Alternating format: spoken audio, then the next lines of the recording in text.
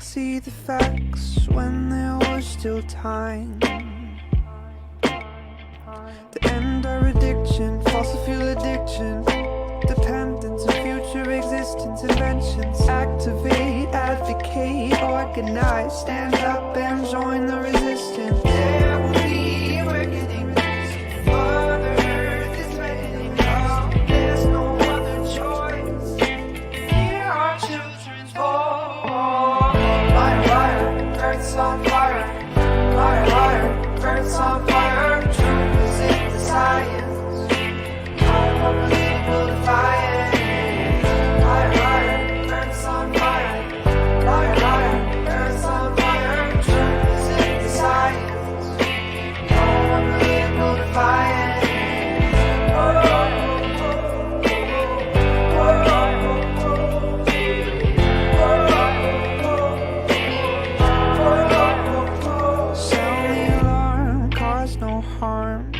Storms and rising seas, drought, famines, floods could bring us to our knees.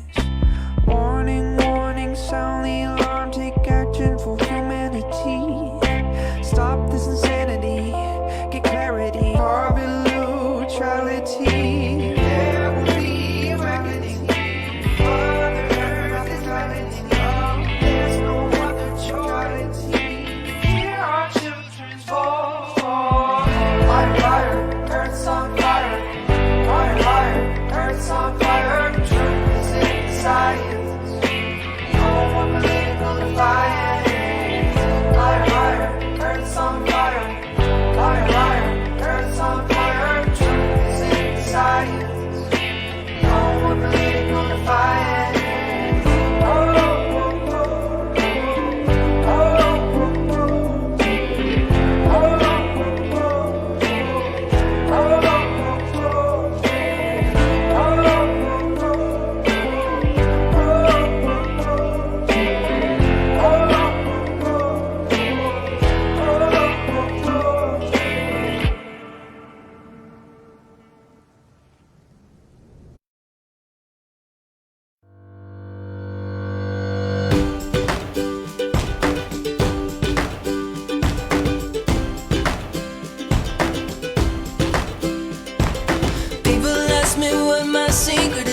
just smiled and said, follow me. I'm sitting on top of the world, on top of the world. Life's too short not to really live. I got a big heart, I can let you in. I'm sitting on top of the world, on top of the world. On top of the world.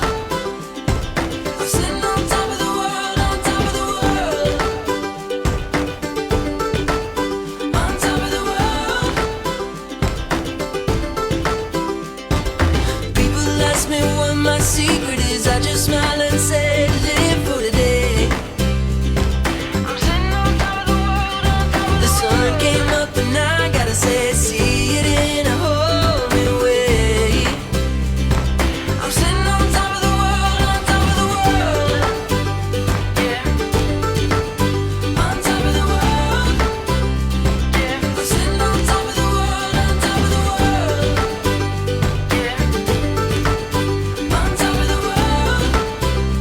Yeah. I'm sitting on top of the world, on top of the world. People ask me what my secret is. On top of the world. I'm sitting on top of the world, on top of the world. People ask me what my secret is. On top of the world. I'm sitting on top of the world, on top of the world. Yeah, I'm sitting on top of the world, on top of the world. Yeah. Yeah, I'm sitting on top of the world, on top of the world. Hello world, wake me up to another good morning, time to go. Got that smile upon my face, cause there's excitement in the chase, this I know. Yeah, I'm going for the ride and find myself, I am alive, and I soar. Still I run towards the wind, let the challenge draw me in, cause I want more. Oh, we are all looking for adventure. We are all looking for adventure. We are all looking for adventure. We are all looking for adventure. We are all looking for adventure. We are all looking for adventure.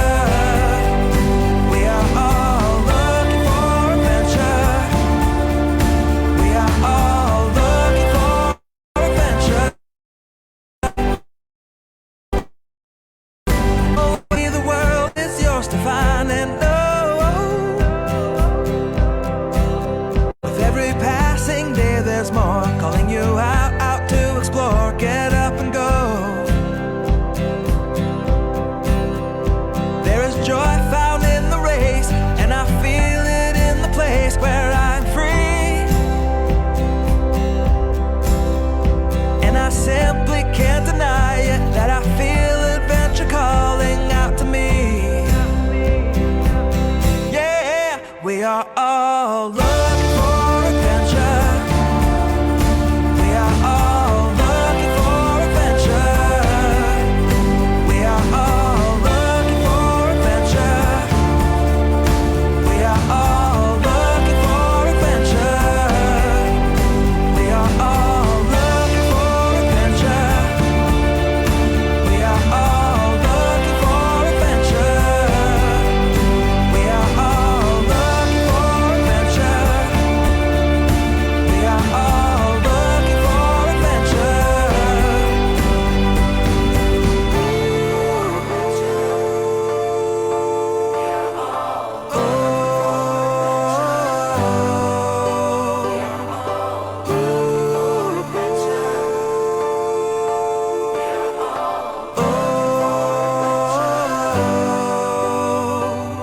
And I'm living free, living free, living free, and I was meant to be. Living free, living free, living free, and I was meant to be. I'm living free, living free, living free, and I was meant to be free, meant to be free.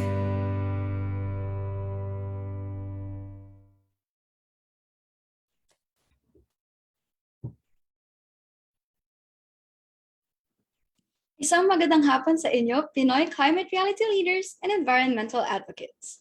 I am Erin Benviaje, a budding marine biologist and your fellow Pinoy climate reality leader, and I'm honored to be hosting today's episode of Klimatotohanan entitled Boto na Kabataan para sa Klima at Kinabukasan. This Friday, April 2022, we celebrate Earth Day. Although dito sa atin, Earth Day is every day. And not long after, on May 9, which is only 19 days away from today, we will be electing the public officials that will lead us in this critical decade for climate and indeed for everything. So much, including our economy, democracy, and no less than the soul of our nation, hangs in the balance. Which is why this has turned out to be arguably one of the most engaging and divisive election seasons the Philippines has experienced in recent years, as all of us Filipinos push for the candidates we believe will lead us to a better reality. To dissect the current political climate, with no pun intended, we've invited to today's episode organizations working on the intersection of elections and social and environmental causes. We'll also tackle the potency of the youth's vote, given how the youth constitute 52% of the voting population and can be seen actively campaigning these past few weeks. But before we get into all of that, let me first ask my co-host to come to the table. Hi, Ate Raz. Hi, Airs, and hello to everyone tuning in today.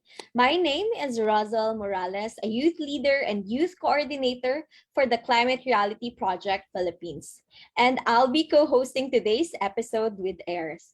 I'm so excited to introduce and talk to our guest, whom we are very lucky to have with us today. But before that, should we give out a few reminders? Yes, we should. To all of our viewers on Facebook, we are giving away certificates of participation. Just comment your name and where you're watching from, and don't forget to answer the feedback form, which we will be sending in the comment section after this episode. Stay with us until the end of the stream to know the details of our Klimatotohanan Challenge of the week. Accept the challenge and get a chance to win special prizes from us. Lastly, paalala lang din po namin that you can send us questions through the Facebook comment section. You can comment them down at any time of the show. Our production team will be taking note of your questions so that we can ask them to our speakers during the open forum. Yeah, and Ate Ros, now we're ready to start the show. Yan, alam mo, Airs, this is a very special very special episode pala that is part of the movement that is Love 52. Spearheading it is Greenpeace Philippines, and we have with us on the show today one of the project co-leads, Joanna Sustento. Joanna is a survivor turned climate activist after surviving Typhoon Haiyan in 2013. She has served as a voice for the people of Leyte and other climate-impacted communities by humanizing the climate crisis through the power of storytelling. She has spoken in international climate meetings organized by the United Nations, Greenpeace, and other international organizations. Her activism brought her to Norway's Arctic Sea in 2017, where she confronted oil drilling and spoke to the youth and Norwegian parliament, to a peaceful protest in Poland against coal and the climate pilgrimage, a 1,500-kilometer walk from Rome to Poland across 6 countries over 65 days in 2018. To a lone and silent protest in front of a major global fossil fuel company in 2019. While still active in promoting the rights of climate-impacted communities, she is working in Greenpeace as a public engagement campaigner, where she finds working with the different sectors of the community, especially the Filipino youth, most fulfilling. Welcome to the show, Joanna, and thank you so much for joining us. So in this introduction part of our webcast, we ask our guests to briefly answer an opening question, which, of course, for today is this: para kanino ka bumoboto? Hi, everyone. Thanks for having me, and thank you so much for the Miss Universe question. I'm happy to be here. So, para kanino ako bumoboto? Mahirap siyang sagutin na isa lang yung answer mo. Pero siguro to to keep it simple, bumoboto ako para sa mga pangarap na nabuo namin ng aking mga minamahal. Ayun. Thank you. Thank you for that answer po, Miss Joanna. Grabe, introduction pa lang, na-inspire na agad ako. And we can't wait to talk more with you po later. Our Thank next you. guest is youth and student leader Jedryc Romero. Jedryc advocates for environmental consciousness, climate justice, and sustainability. He is the executive director and founder of KalikaSan Pablo, a local youth environmental organization in San Pablo City, Laguna, that is also a part of the Love 52 Youth and Elections movement. Some impacts he has helped manifest with KalikaSan Pablo include the prevention of the utilization of more than 700 single-use plastics, the convening of 10 youth organizations in the local Green Election Coalition, the capacity building of individuals and institutions towards eco-friendly practices, and the organization of the first climate strike in their city. Magandang hapon sa'yo, Jedryc. We're so happy to have you here with us today. Kindly say hi to our viewers and just like Miss Joanna kanina, please briefly share with us, para kanino ka bumoboto? Hello everyone, magandang hapon. So I'm Jedryc from San Pablo, and for me, ako ay bumoboto hindi lamang para sa kinabukasan, pero para sa akin, sa ating kasalukuyan. And definitely, I'm voting for what and who I love, for my planet, for my country, and the people that I love.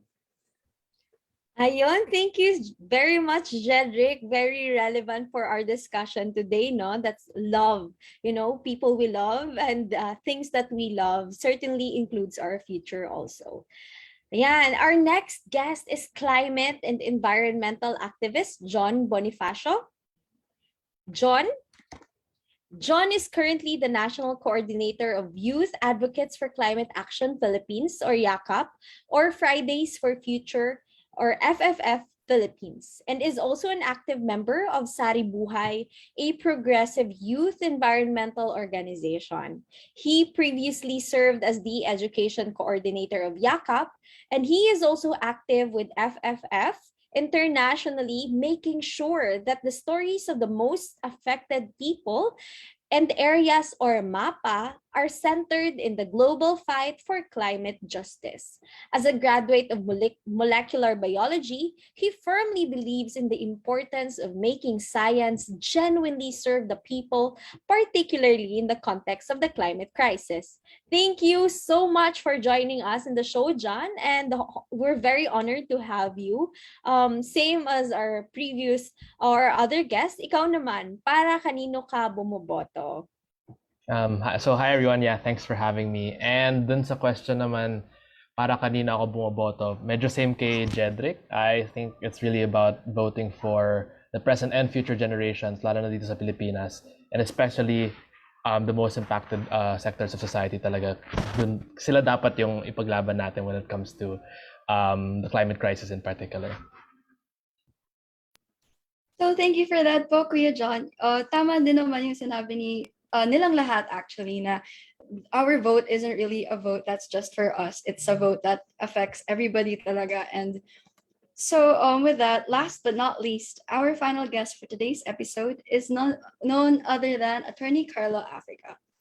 Sir Carlo Africa believes in changing the world and creating a better Philippines for all Filipinos. He believes that this can be done through developing young Filipino leaders in all communities in the Philippines through Hirayang Kabataan, which he co-founded and now serves as its executive director. He understands the value of inclusive elections through his experiences with the Legal Network for Truthful Elections, or the LENTE, where he served as the head of the National Secretariat and as a policy consultant in developing policies on the Election Redesign Project, campaign finance, social media regulation, Vulnerable Sectors Office, and the BARMM Electoral Code. He knows the value of evidence-based policy solutions in sustaining a better Philippines from his experiences in Imagine Law as a policy associate. He also received his Juris Doctor and undergraduate degree from the Ateneo de Manila University and was admitted in the Philippine Bar in the year 2018. So hello po, Attorney. Thank you so much for joining us here this afternoon. Just like everybody else po, please greet our viewers and tell us, para kanino ka po bumoboto? So salamat everyone. Thank you for having me today. So actually, yung problema I guess sa work na ginagawa ko ay hindi kami nakakaboto. So yun yung medyo sad secret about election workers in the Philippines. So last time ako bumoto actually was 2013. But we do all of that work to make sure that the people who want to vote are able to vote with confidence, are able to vote with security and accountability. So yun yung hinahanap namin. But if I am to vote, syempre, same with everyone else, I would want to vote for a better Philippines for all Filipinos. So thank you for having me again today.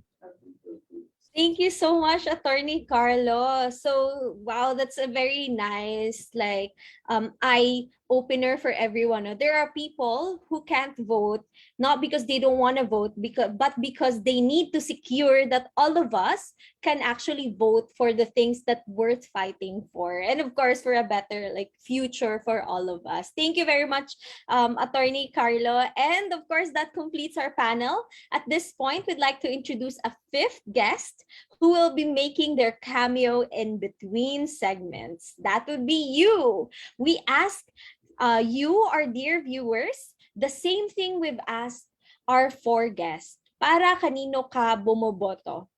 Tell us your answer by simply going to the link you see on the screen and on our comment section. Tell us who or what you're voting for and place your votes in our ballot. When you've cast your vote, we welcome you to Love 52.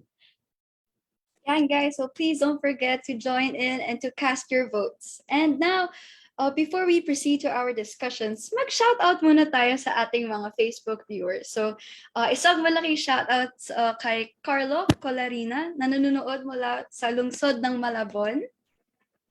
A very big shout out to Luella V. Ledres from Valenzuela City. Angel R. Raluto from Cagayan de Oro. Jericho Ramos of Tarlac Agricultural University. Ivan Chris Onco of Sultan Kudarat State University. Jeline Gomez watching from Quezon Province. Ivan A. Carreon from Nueva Ecija, University of Science and Technology, sorry. A shout out to Franco Guevara from Holy Family Academy, Angeles City. Robert Jason A. Monreal from Sipocot, Camarines Sur. Vale Denise Plazuela of UP Diliman. Aaron Daniel E. Sarmiento of CHS Caloocan City.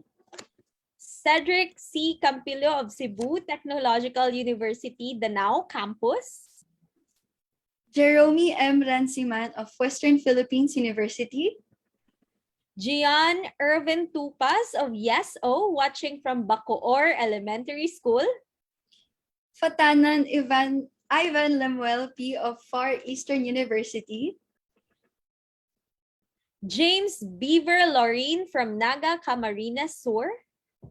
And Charity Grace Ejada from Antipolo City. Grabe, they're coming from all different places of the Philippines talaga. And so maraming salamat sa inyo for tuning in today.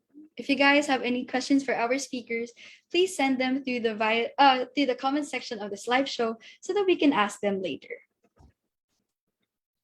With the many issues plaguing our country today, it has become too easy to sweep under the rug as seeming abstract an issue as climate change.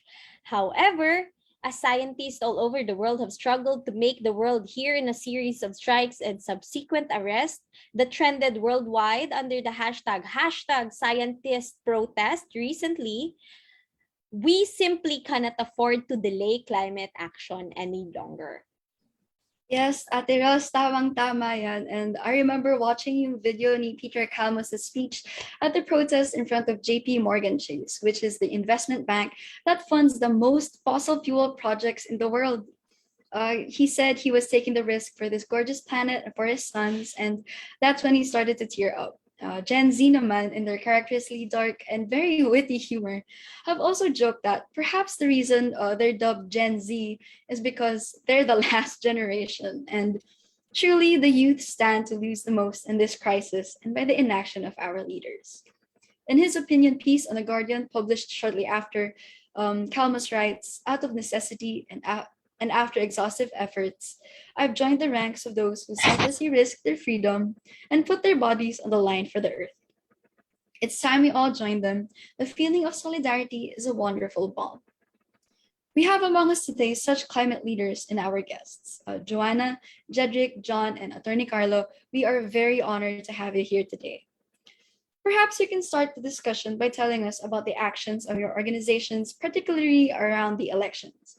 Let's start with Miss Joanna. Miss Joanna, could you please tell us more about Love 52 and the actions surrounding it? Yeah, sure. So Love 52, it's a youth movement that is demanding a green, just, and lovable future through better governance in the lead up to the 2022 elections. It's a project of Greenpeace, and it's in partnership with over 20 youth groups across the Philippines, like KalikaSan Pablo, for example. Yun ang nire-represent ni Jedryc. From this project, nakikita natin ngayon, diba, that the youth movement keeps on growing every day.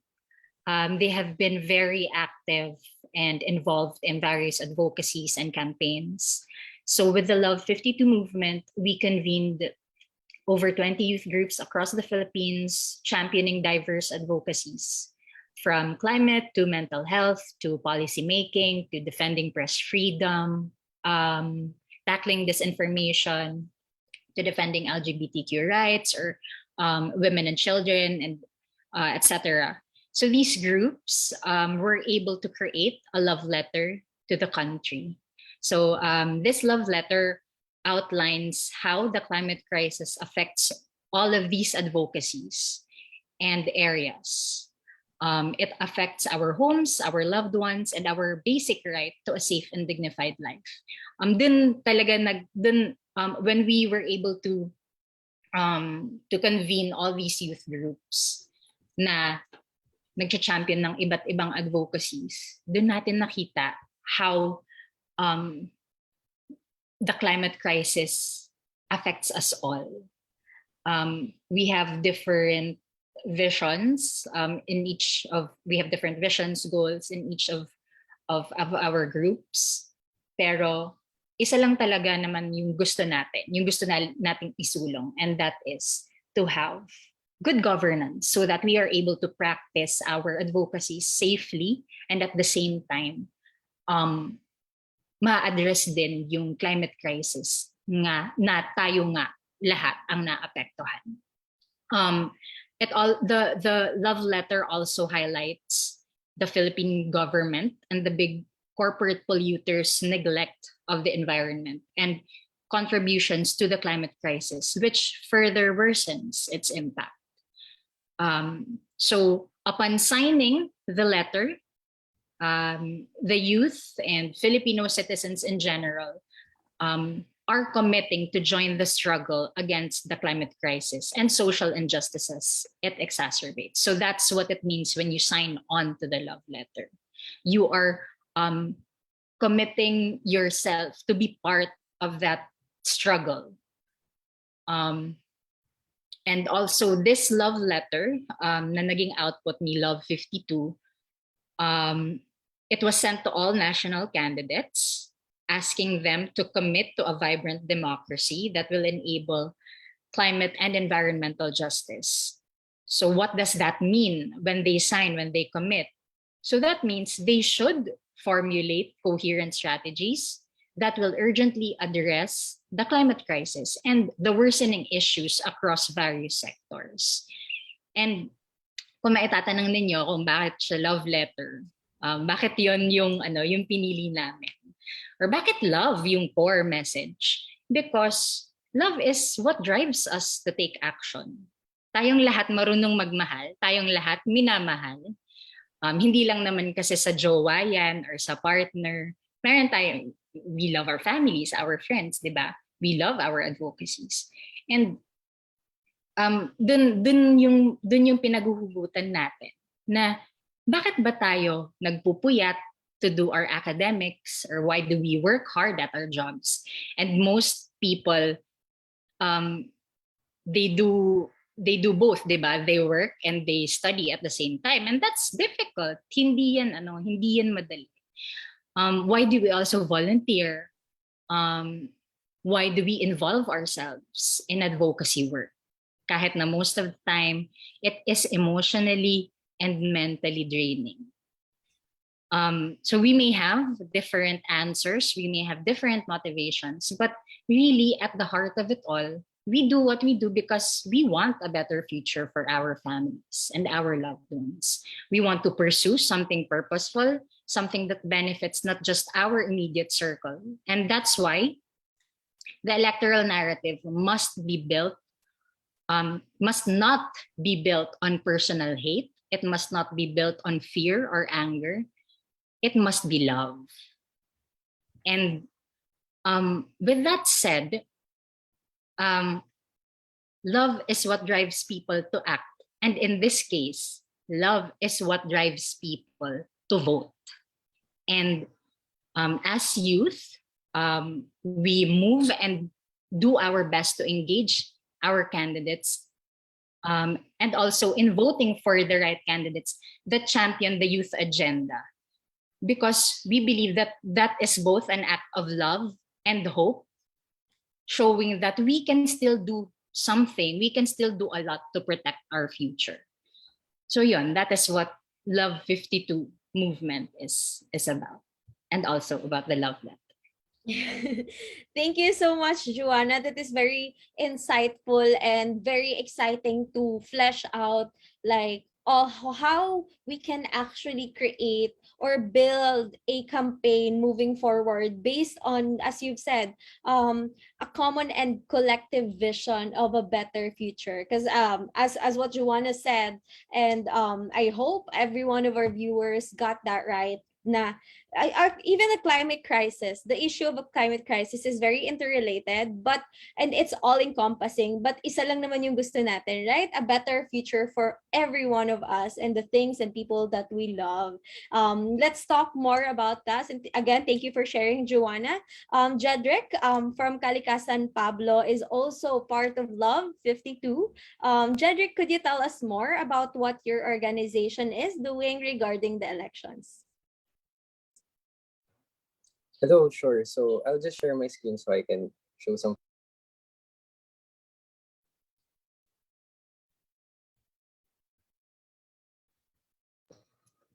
So just like what Miss Joanna said, so love is what really drives us to act. And our group, we've done some actions, and we're actually not just have done, but we're still going to do more. So as one of the organizations that contributed to the National Love Letter that came from Love 52 from the different youth groups, KalikaSan Pablo is amplifying our message that for our electoral candidates to show the love. And in our climate strike, we showed a love letter addressed to the Filipino people. So we want to tell people that when we vote, we need to vote wisely and to vote for the people that we love, for the planet that we love. And definitely, we need to break up from the practices that are killing our planet, that are killing people all over the world, so that we can address the climate crisis with green and just leadership. And actually, this Saturday, we'll also be conducting a voter education workshop for our fellow youth here in San Pablo. So maybe if you're from San Pablo, you can join us. Just check out our page and you can register. So we also want to highlight voting being issue-based. So we shouldn't just vote because of personality or because someone is popular or because someone is handsome or good-looking, or those superficial factors that we can that would not lead us to actually solve the problems in our society. So we need to vote on how these leaders can really solve the problems of our community. We need to see how these issues affect us and how these leaders can respond to these issues through policies that actually address the root problems. And of course, we also want to highlight not just to vote, but also to participate, because voting is not the only thing that you can do as a citizen. definitely you can participate in whatever institutions that is in place. So you can participate in the different councils that our government has, or you can initiate dialogues with your local officials. And if you can't find any avenue to participate, then maybe it's time for you to initiate that. So we want to show people that we need the love, and we need to find that love and to act with that love, because that's what is really going to drive us. And of course, the systems that we currently have right now are clearly not built on love, since it's really not solving the climate crisis. And if we really tap into the love that we have for our planet and for our people, it would lead us to do the changes that we really need, and to show the love, so that our country would prosper and would be able to combat the climate crisis, and to demand accountability with regards to towards climate justice. So thank you so much for that, Jedryc. I appreciated talaga how you said na we need to be more critical about who we are voting for. Kasi it's really true, diba, na unfortunately nangyayari nga na sometimes, or like some people do vote dahil because of family or because of fame. But with the pressing climate crisis, for example, diba, like we have to be more critical talaga. And I also appreciated what Jedryc said. Na voting is not the only thing we can do as citizens, kasi the actions and the choices that we are making today transcend the 2022 national election. So thank you so much for that. Now naman, let's go to John. So Kuya John, yeah, very early on, YAKA published the Youth Climate Agenda, which has then been signed on by numerous organizations, including us here at the Climate Reality Project Philippines. Could you please tell us more about this agenda and the activities that your organization is doing in relation to it? All right, sure. So the Youth Climate Agenda was something that YAKAP was able to develop alongside the member organizations that we have in our alliance, where I think this was during the early part of the year in January 2022. Nagka-Typhoon Odette, diba, nung December last year. So yun talaga yung isang motivation I believe in. Really, we saw the really pressing need for action, particularly around adaptation, again, in the context of the typhoon, as well as other aspects of climate action that are more often than not, parang hindi naman siya napapag-usapan masyado in the political discourse, even during this election season, which is very unfortunate. So yun yung parang gusto naming ma-push talaga with the Youth Climate Agenda, that we would be able to forward it to candidates and present it, so that hopefully we would get a response. And so just to break it down, so that people are more aware about the Youth Climate Agenda, it can be broken down into 5 parts, sorry. So yung 5 parts na yun ay, first and foremost, of course, adaptation, which again, in the context of the Philippines being some of the most impacted one of the most impacted countries on the planet when it comes to climate change, very important talaga yung adaptation dito. Second is mitigation, of course, or reduction of carbon emissions, another very important thing that we need to focus on. Climate justice, the 4th agenda point would be the defense of our environmental defenders, who play an integral role in the fight against climate change. And lastly, empowering the youth and the Filipino people. So unfortunately, with the discussion sometimes around climate action and climate change here in the country, and during the elections actually, a lot of times, minsan, nagsasettle lang yung mga tao with like very superficial declarations of like climate action, because everybody, like even among our politicians naman, all of them recognize naman that climate change is real and climate change needs to be acted upon.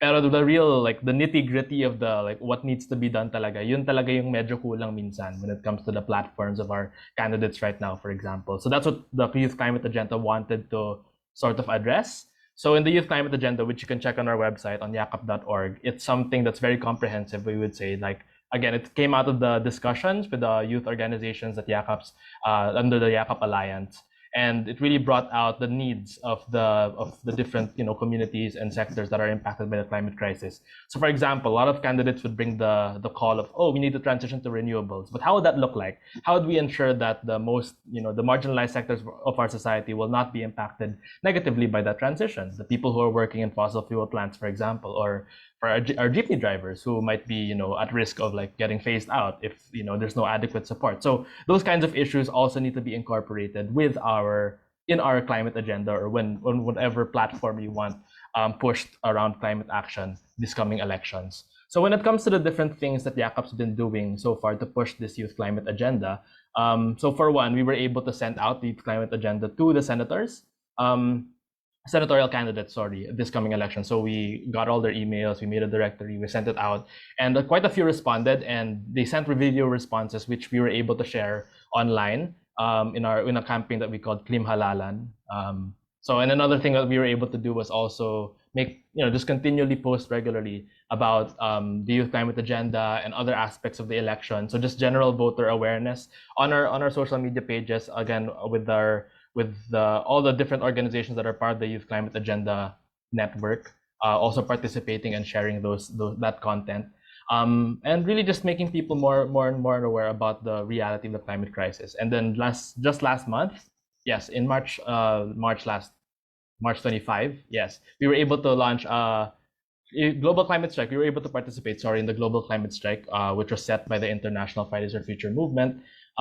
So here in the Philippines, we were able to have over 8 strike locations across the country, all happening on the same day, where we were really putting forward talaga yung importance ng elections, this coming elections, and under the hashtag natin of March for Climate Leadership, again emphasizing the necessity of having climate leaders this coming elections talaga. Kasi again, as mentioned earlier, this decade in particular is very critical. So our next set of leaders talaga will make a big impact on our direction or orientation of our country when it comes to climate action.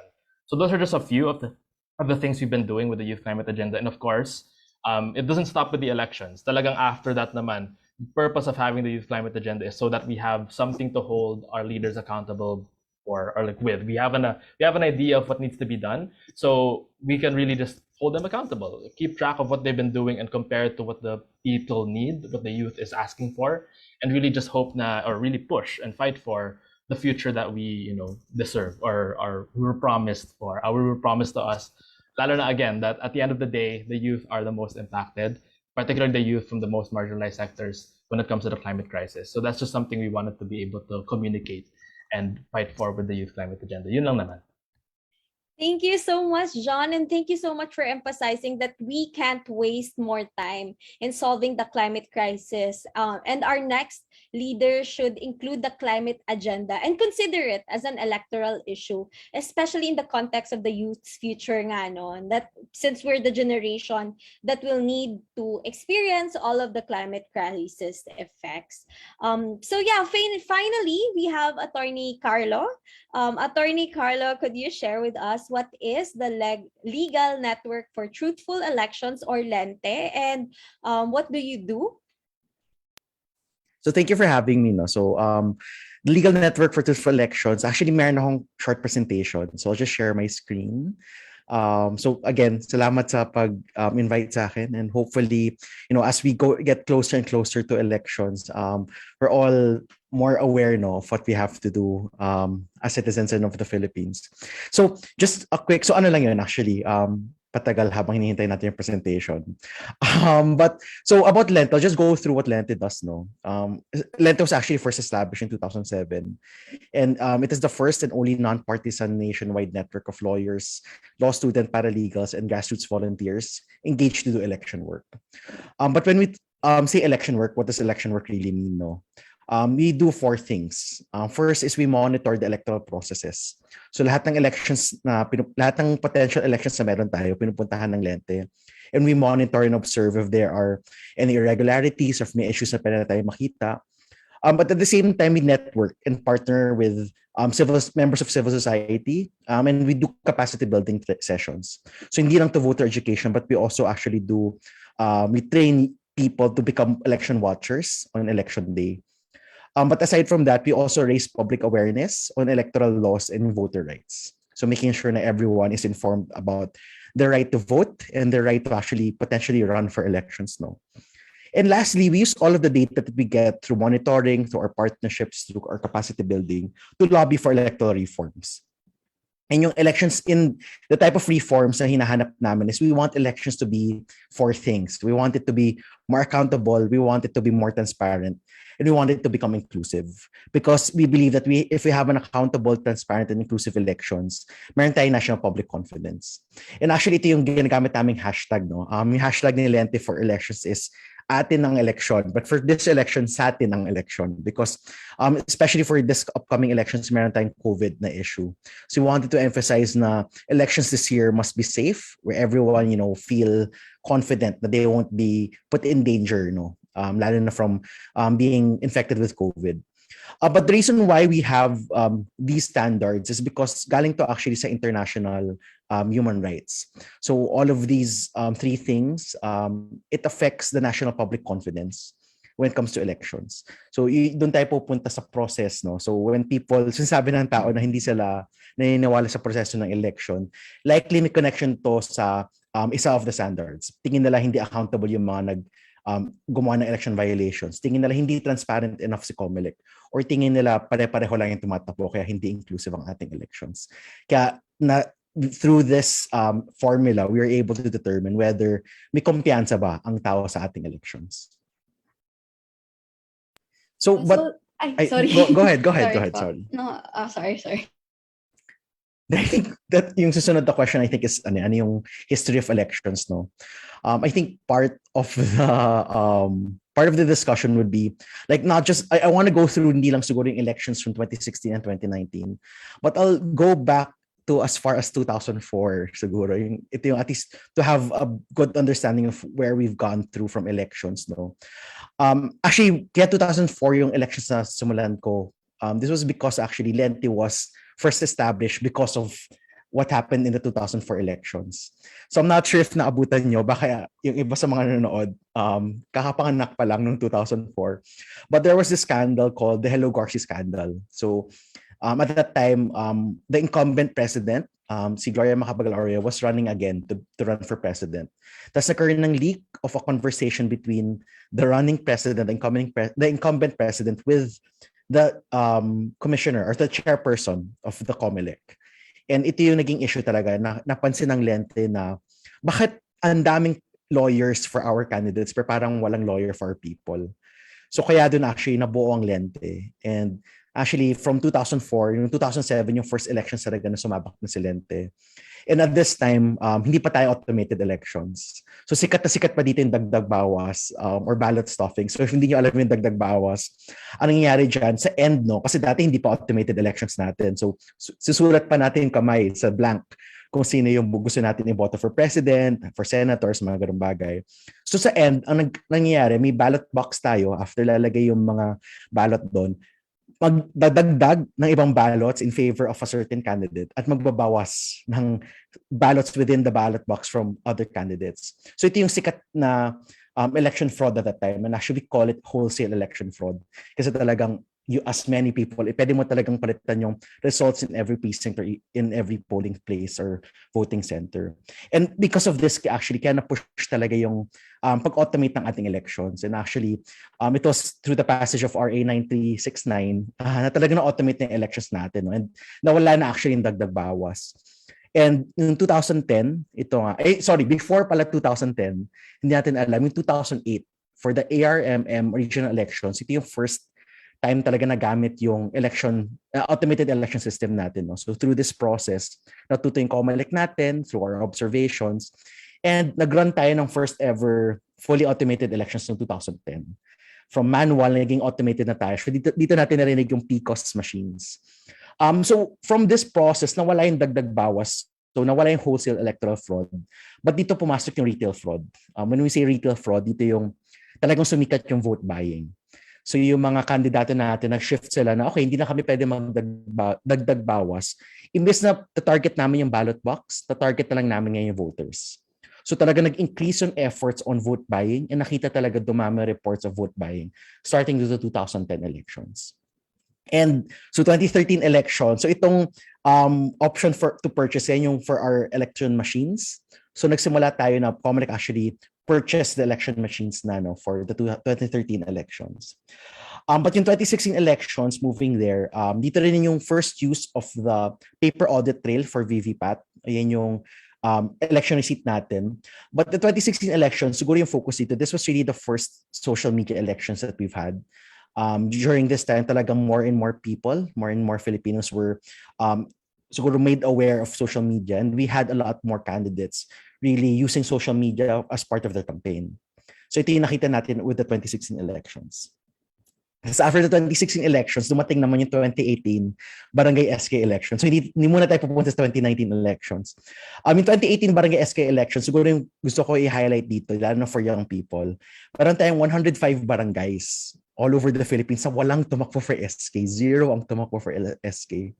Tapos meron tayong 11,566 barangays na kulang yung tumakbo for SK. So imbes na 8, 7 sila or dalawa lang sa kanila, isa lang yung tumakbo for SK. So sobrang malaking issue, konti lang yung tumatakbo for the SK elections 2018. And sayang kasi yung process because this is the only position in the entire Philippines na bawal kumandidato ang ating mga political dynasty. So magandang opportunity talaga yung SK natin, lalo na for young people. Gusto ko lang highlight kasi alam ko a lot of the people listening today are young people rin.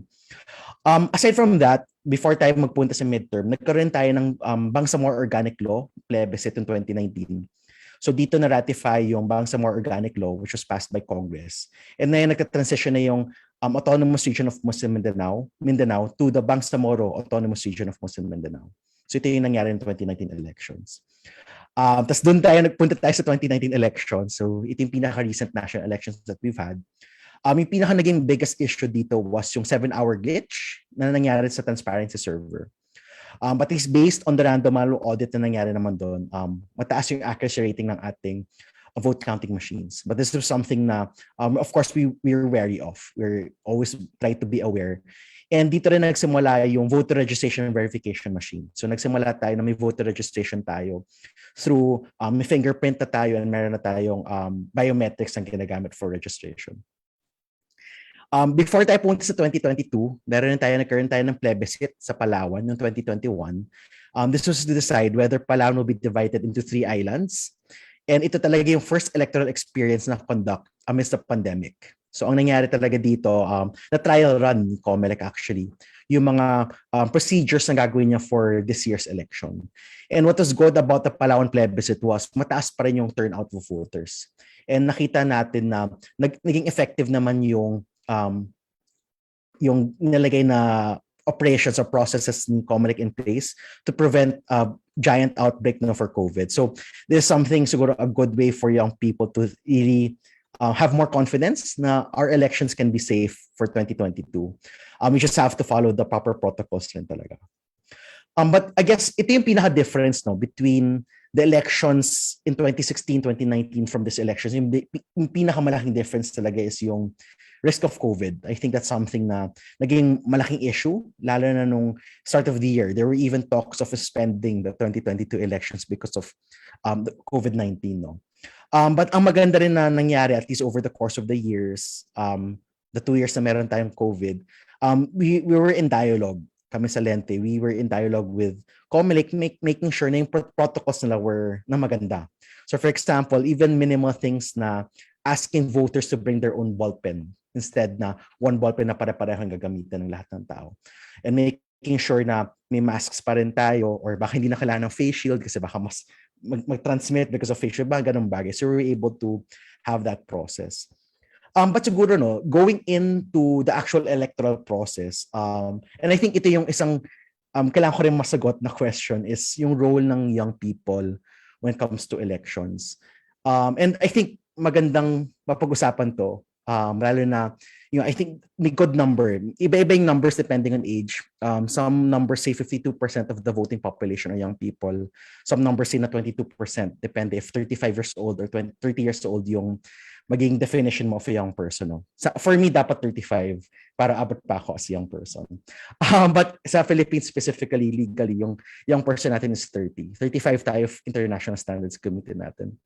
But I think gusto ko siguro ito discuss in the context of what's different with the 2022 elections. Kasi nakita natin, naging malaki yung role ng young people sa 2022 elections. But before that, siguro yung usual na, ito yung some of the candidates that we may have. Siguro some of the questions na palaging tinatanong whenever I'm asked to talk to young people, sino ba ang dapat iboto ko? Or how can you help me choose who to vote for? So yun yung usual na tanong na tinatanong sa amin.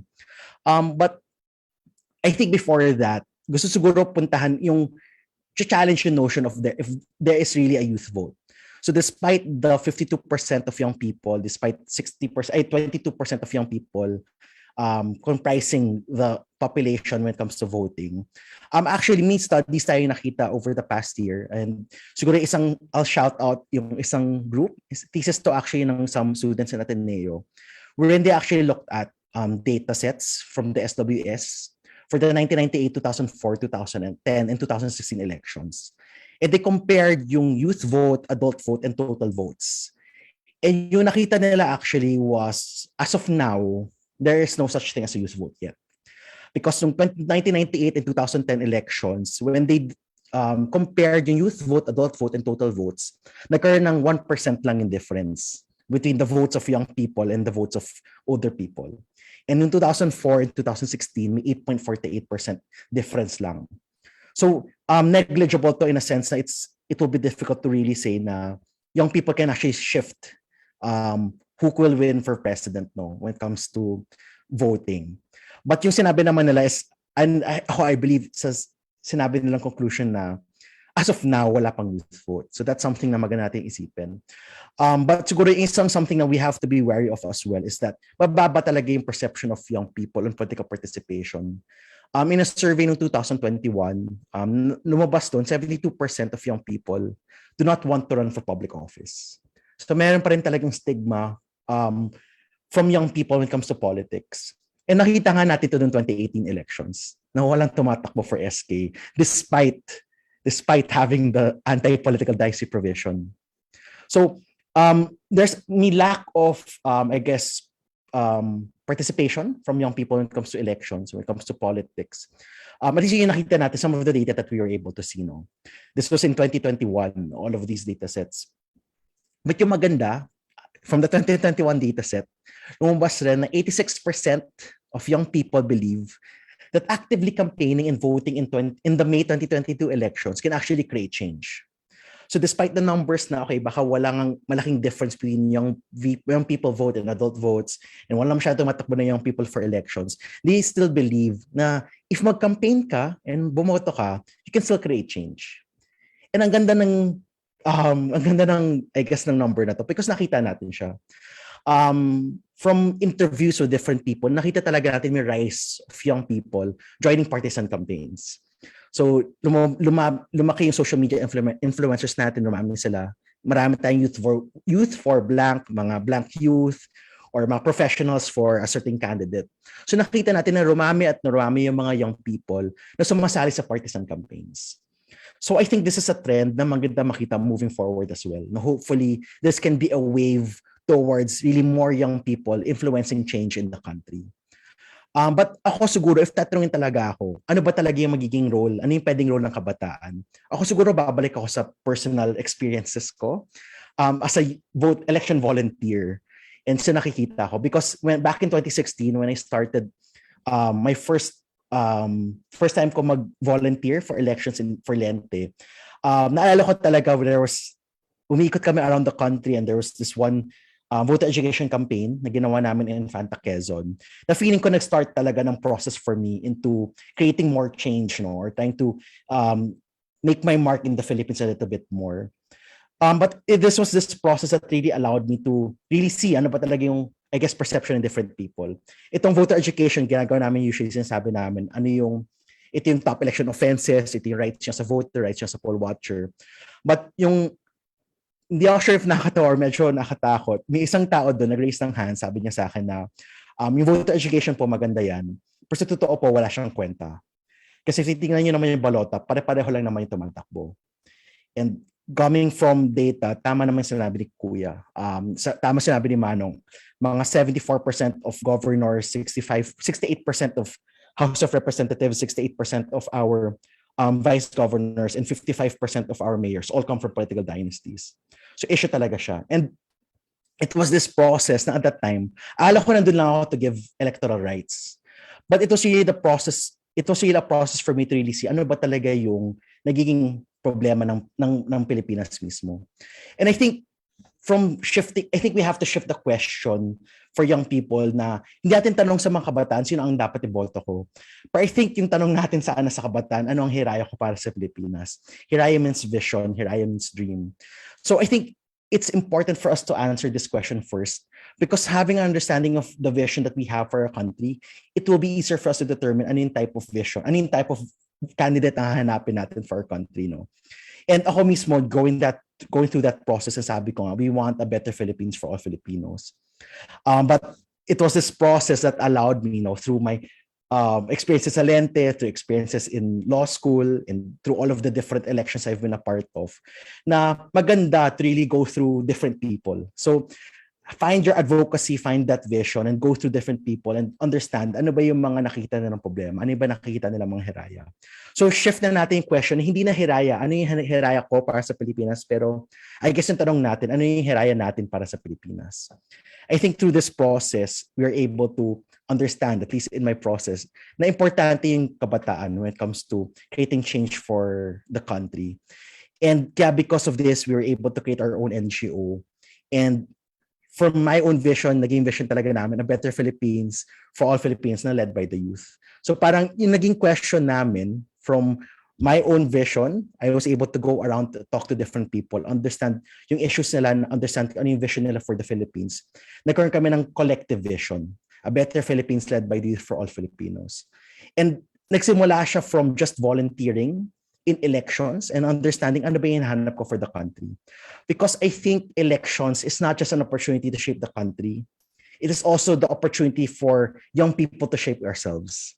Because maganda malaman natin ano ba yung gusto ko para sa bayan ko, ano ba yung gusto ko para sa city ko, ano ba yung gusto ko para sa Pilipinas.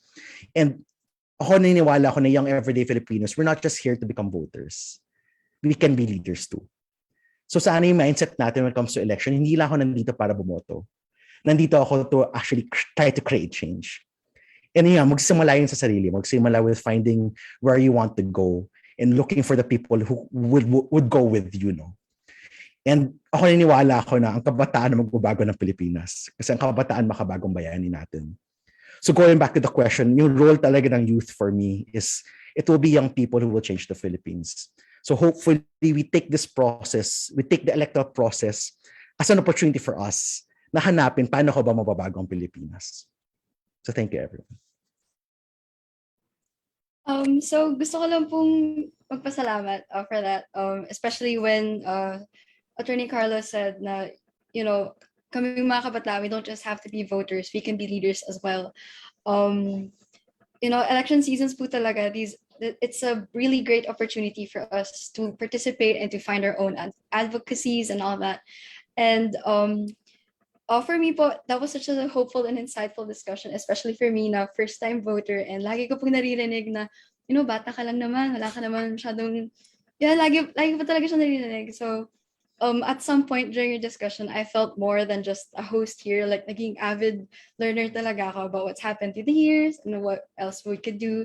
So, thank you so much for that po. And now, moving forward, you guys, our fifth guest naman reminds us all to answer. Para kanino ka bumoboto? So, make sure that you click on the links in your screens and to continue to cast your votes. Before we proceed to the next segment, here are a few announcements from the Climate Reality Project Philippines.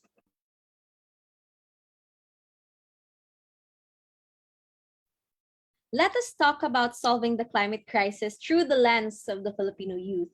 Join us on Earth Day, April 22 at 9 a.m. as we launch Stories for a Better Reality, a monthly climate webcast by the youth and for the youth, highlighting the multidisciplinary nature of the climate crisis and the value of collaborative actions in addressing the problem. This webcast series will be produced by the Climate Change Commission and the Climate Reality Project Philippines Youth Cluster, with support from the Department of Education, Department of Environmental and Natural Resources, Kids for Kids, and Wayfarers. Learn more about this exciting new partnership this coming Friday. The Climate Reality Project is inviting you to the 5th installment of our Klimapadayan workshop series about eco-waste happening this April 25. This virtual workshop will feature eco-friendly stores and their practices on eco-friendly packaging. Tune in to our Facebook page to know how you can register. Yeah, we're all looking forward to the launch of Stories for Better Reality in our Klima Pandayan workshop at Raz. Moreover, we are celebrating Earth Day with a new collaborative partnership with Cebu Technological University. Join us this Friday at 3 p.m. on our Facebook page as we officially launch Klima ug Kalikupan, a series of talks and lectures on climate change environmental issues in the Visayas region. See you all there!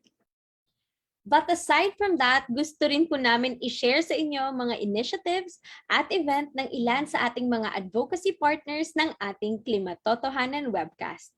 Para sa ating mga viewers mula sa gitnang Luzon, narito ang ilang paalala mula sa CLTV 36 na isa sa ating mga official media partners.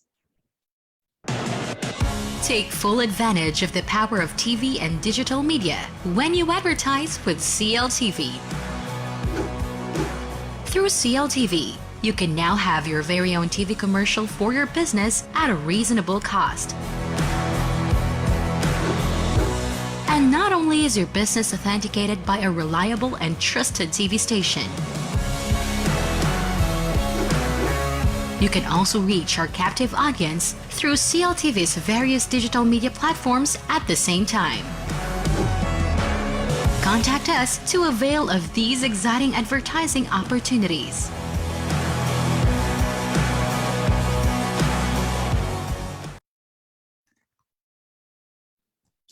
As the famous saying goes, there is treasure in your trash.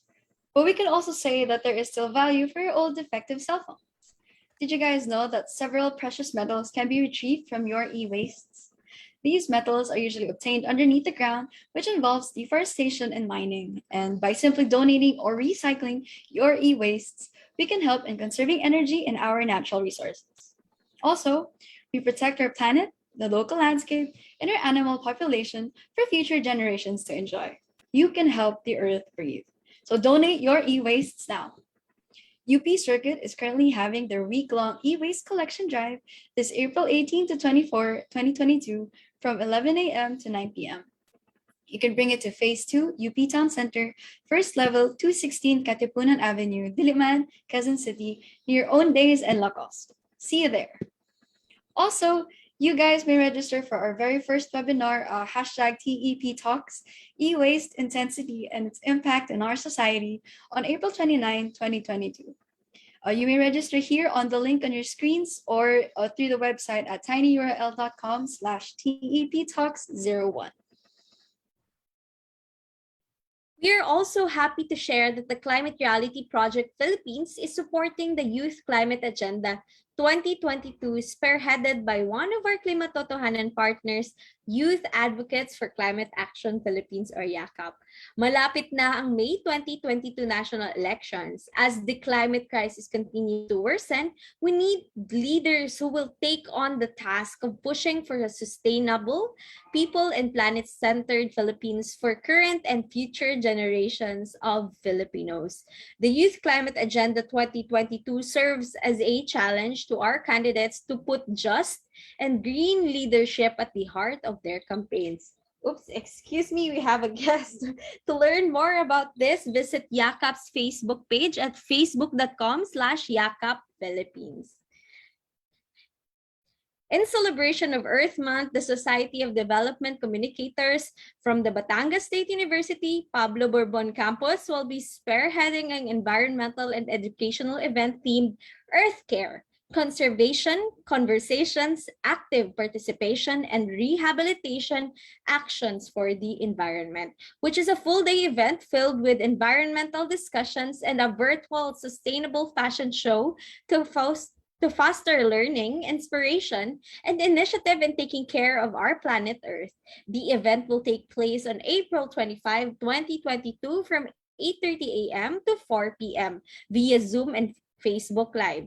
Kasama po ang Climate Reality Philippines sa partners ng event na to. Bisitahin lamang po ang Facebook page ng Society of Development Communicators para sa iba pang impormasyon.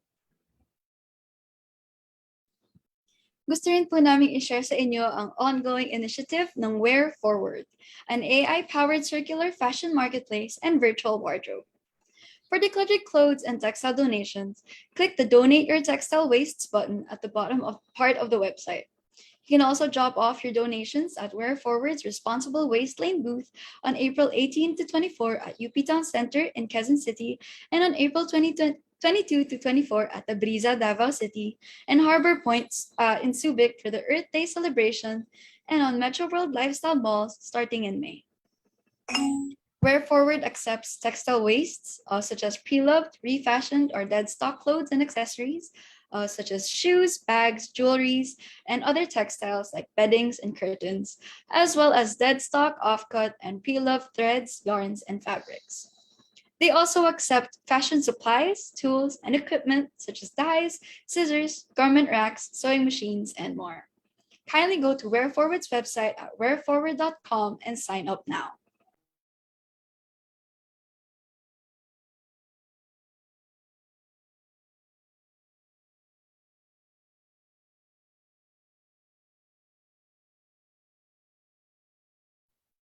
Okay, I think I got cut off. Again, together, let's make the shift towards a more sustainable lifestyle. Walang Plastikan, a month-long campaign founded by civic-conscious students, aims to promote lesser use and reliance on single-use products as well as recommend eco-friendly alternatives to these everyday consumables. To materialize this goal, Walang Plastikan is raising funds to provide eco-friendly alternatives to low-income families of Barangay Poblacion of Alaminos, Pangasinan. Samahan po natin ang kanilang fundraiser for Barangay Poblacion sa March 21 to April 20. Para sa iba pang impormasyon, bisitahin lamang ang kanilang Facebook page, facebook.com/walangplastikanproject or facebook.com/walangplastikanproject. Sa buwan ng Mayo, isaalang-alang din natin ang kalikasan sa pagboto. With the nearing 2022 polls, it is very important that we get to multi-sectorally discussed issues that the next set of officials will be handling. Unfortunately, we are yet to hear more in-depth conversations when it comes to environmental issues. With that said, Pagsibol brings you Green Thumb, our official elections project.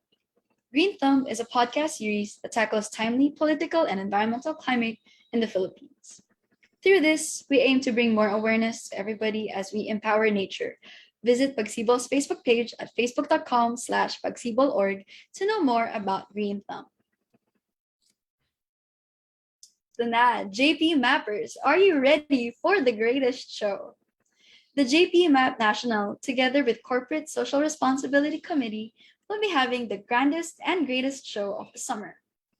Anchored with the Sustainable Development Goal 17 Partnership for the Goals, the CSR Episode 4 Epitikaya Finale partnered with various organizations, local chapters, and also bands from different parts of the Philippines, and are now united towards a collective effort on raising funds for our beneficiaries, the children of Merit Cell Children's World Foundation. They will be accepting in-kind as well as monetary donations, and these proceeds from the event will be donated to the beneficiaries of Merit Cell Children's World Foundation located in Marikina City to aid in their supplies and necessities. Catch the online concert for a cause on April 23, 2022. Epitikaya Finale will not just celebrate the success of the CSR committee, but all of the JP Map National's accomplishments, while also aiming to raise funds for the chosen beneficiaries. For more information on this fundraiser, please visit their Facebook page at Junior People Management Association of the Philippines. We're also proud to announce that the Climate Reality Philippines will be the co-presenter of UP Green League's Ambassadorship Program. The UPGL Ambassadors Program is UP Green League Incorporation's response to the call for genuine and concrete implementation of climate change mitigation strategies.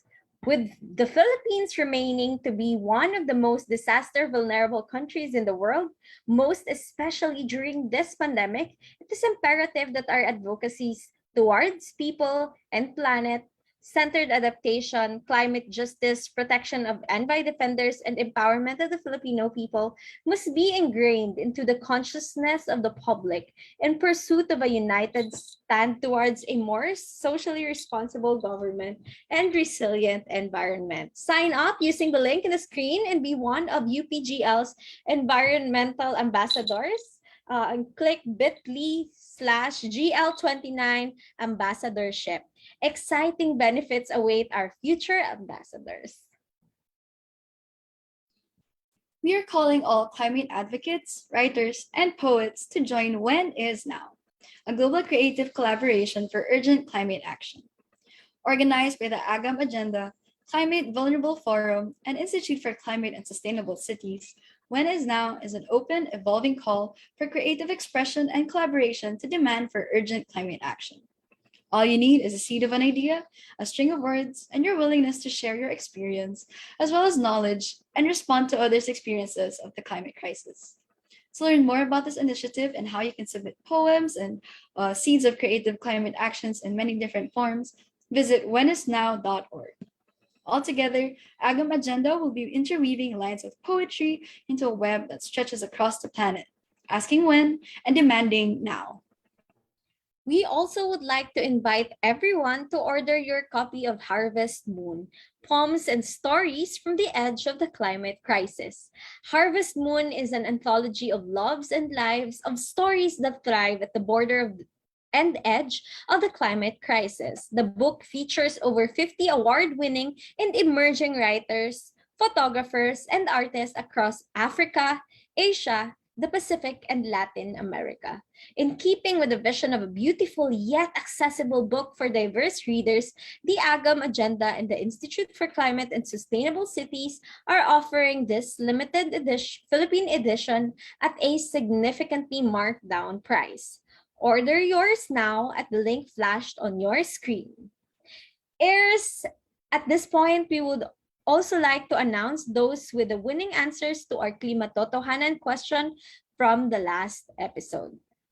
Congratulations to Marlu Naoy, Luelia V. Ledres, and Adrian Emmanuel Gladstone. Climate Reality Philippines will coordinate with you for your prize. At syempre, dahil i-announce na natin ang mga winners last week, uulitin natin ngayon ang Klimatotohanan question for this episode. Para kanino ka bumoboto? Sagutin nyo lang po ang katanungang ito sa ating ballot or click padlet.com/youthcluster/ballot. Based po sa inyong mga kasagutan, pipili kami ng winners na makakatanggap ng special prizes. I-announce namin ang mga winners sa susunod na episode. We look forward to reading your answers and you can send in as many entries as you can.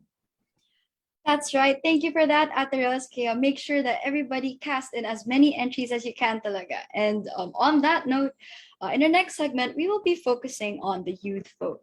As we heard from Attorney Carlo earlier, 86 or majority of the youth believe that actively campaigning and voting in the May 2022 elections can create change. And I agree that youth participation is definitely rising. While the percentage of the youth participating in elections is found lacking based on the data, those who are actively participating are very engaged and indeed very passionate about electing candidates that will lead us to a better Philippines for all Filipinos. Now we ask Joanna, Jedryc, and Jon, given the agency of the youth, why must we push for climate leadership? Let's start again with Ms. Joanna. Hi. So why must we push for climate leadership? Well, kasi the climate crisis, it affects everyone, diba? It doesn't matter if you're rich or poor, young or old, kung may tinapos ka o wala. Lahat tayo, maapektuhan tayo. Pero, iba-iba yung levels of impact. Kasi iba-iba naman yung social classes natin. So, this isn't something new to hear. Hindi ito bago sa atin na the climate crisis affects everyone. We know this reality. And over the years, since Pablo, Yolanda, Ulysses, Odette, and with the recent tropical depression, Agaton, we've witnessed communities being displaced, families losing their homes, their livelihood, and loved ones. And it reminds us once again that climate change is not just about numbers and statistics. It is about losing everything we've ever loved and worked hard for. But it especially affects the youth, because as the succeeding generation, the youth, we will reap the fruits or the consequences of whatever our incoming leaders will do in response to this crisis. And for so long, we blamed ourselves for the climate crisis. I'm sure marami sa atin dito yung may feeling of guilt na because of our consumption, kaya nagkaganito yung planeta natin. And with the recent hashtag, diba, na Let the Earth Breathe na nag-trend, na-highlight na naman yung individual blame. You know, we always say that this is because of our wasteful consumption, or we treat nature as a commodity. We just take and take without giving back. But when you really think about it, when you dissect why this is happening, the reality is all of us were just born into this broken system. We're not the ones handing out licenses to companies whose business practices destruct the environment. We're not the ones who invented single-use plastics that is closely related to fossil fuels. That is the main contributor to exacerbating climate change. Yes, we use single-use plastics because it is what's accessible and it's what's available. It's the kind of system that's enabled and allowed. We use electricity powered by coal because, again, ganun na siya the moment we were born. But this is not entirely our fault. I'm not saying na wala tayong kasalanan o wala tayong responsibilidad, kasalanan naman nila. So why do nothing? We shouldn't do anything about it. No. I'd like to emphasize that there are people, powerful entities who have the greater responsibility because they created and they continue to perpetuate the broken system. And who allows this? Whose responsibility is this? It's the government. This is why the climate crisis is a justice and human rights issue, because those who are least responsible for the climate crisis are the ones who are suffering, who are vulnerable to its impacts. And those who are greatly responsible continue to profit over people's lives. Kaya siya injustice.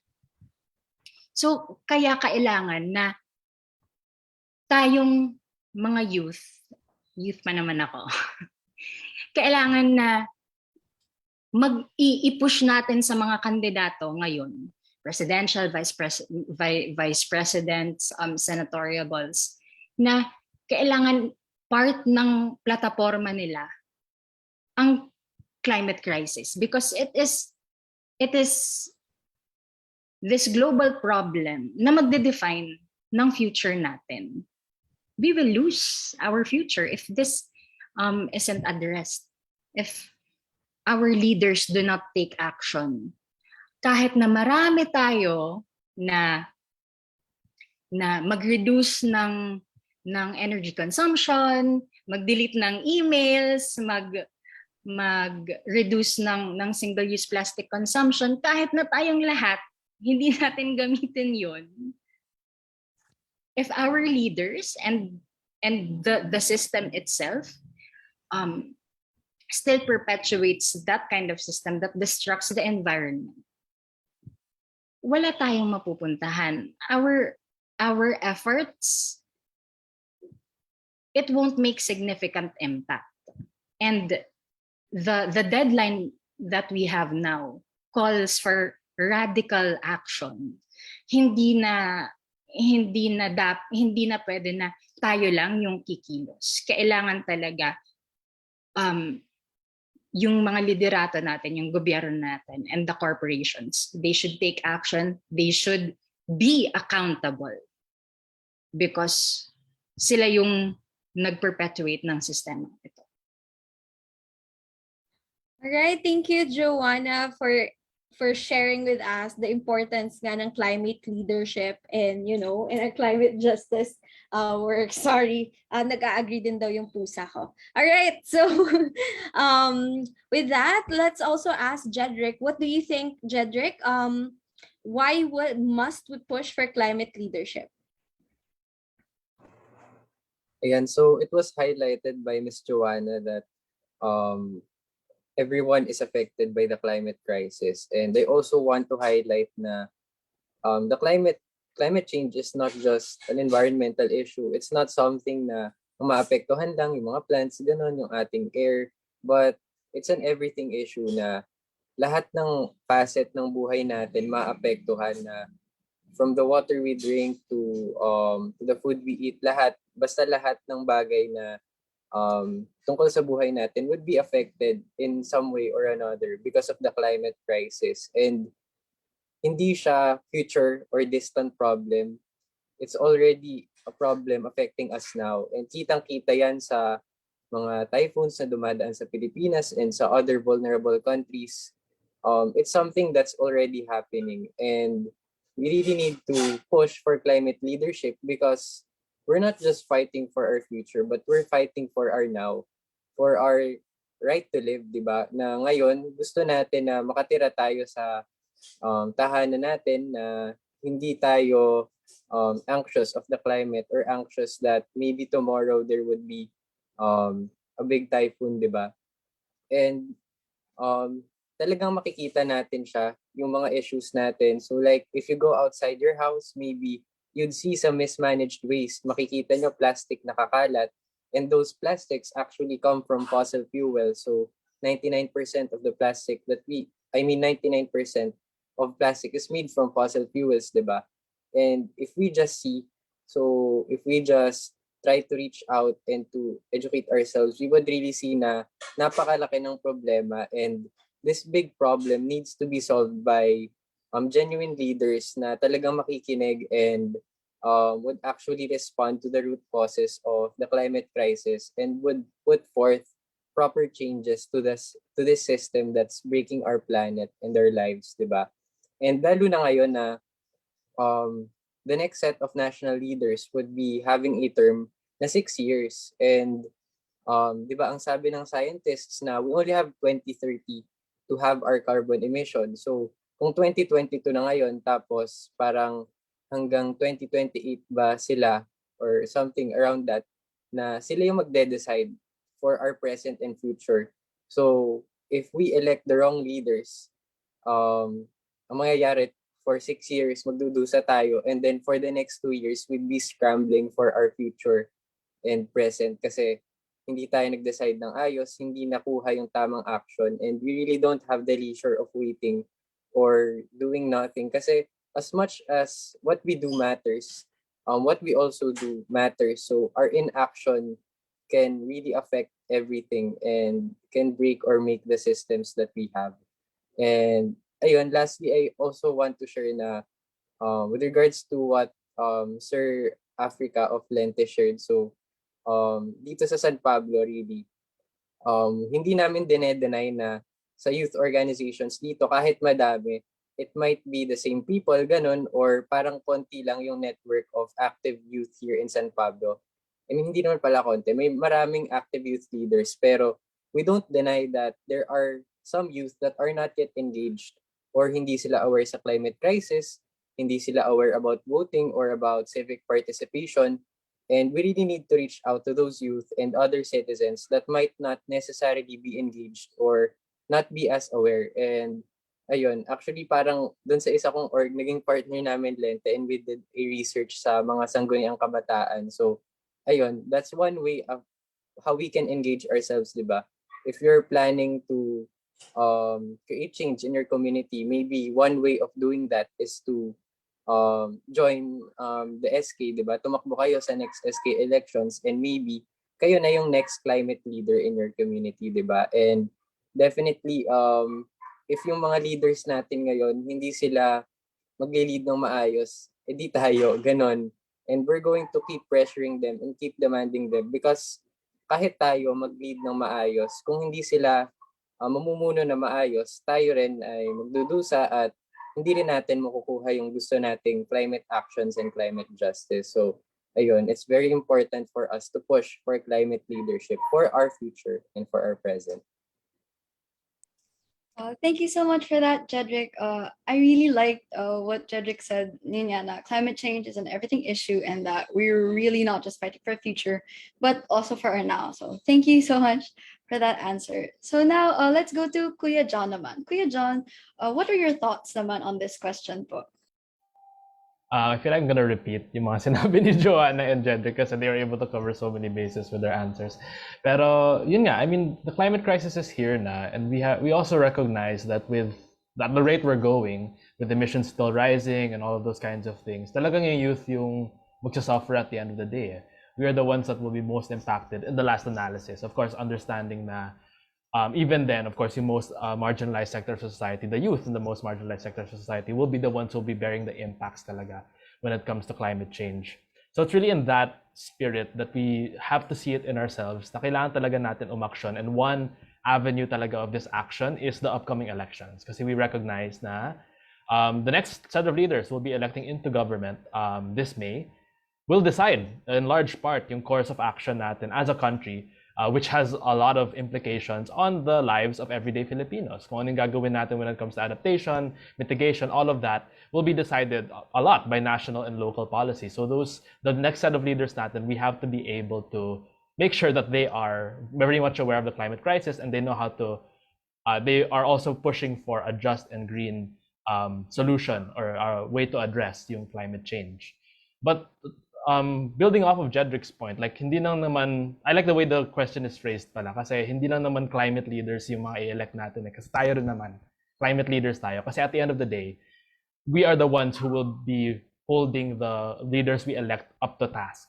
We'll be putting them to task kasi sila naman tayo naman yung mag-hold accountable sa kanila if they mess up, if ever they do something wrong, or they don't act. Like we will be the ones who have the power to hold them accountable. So we have to make sure that we recognize that, we see that in ourselves, that we have that capacity, and maximize all avenues that we can to ensure that we have a survivable future.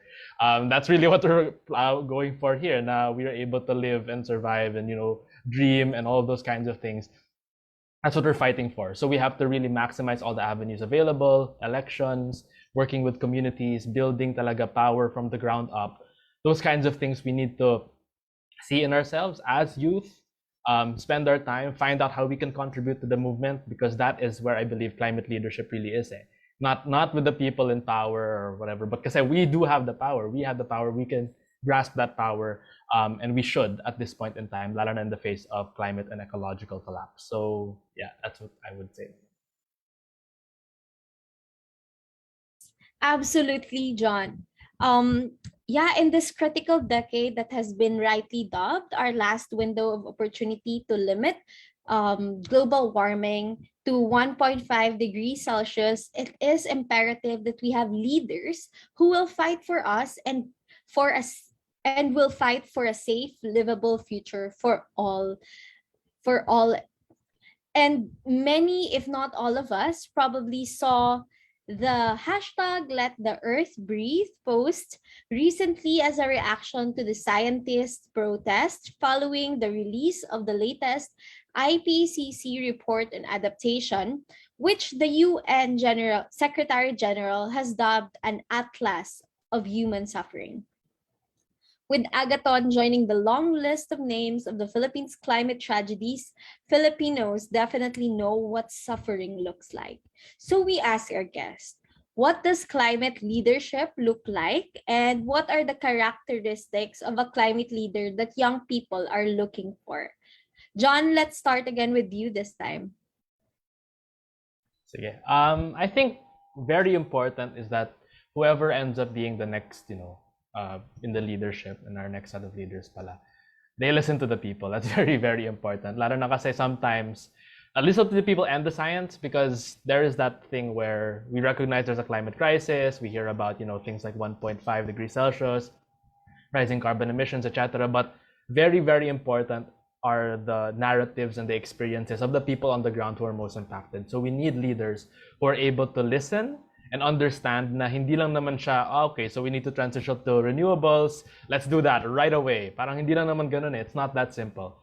We have to listen to the people who are most impacted or who will be impacted by the policies that will be implemented, and understand that at the end of the day, the reason why we're fighting against climate change, against the climate crisis, is because we want people to be able to live and survive and thrive.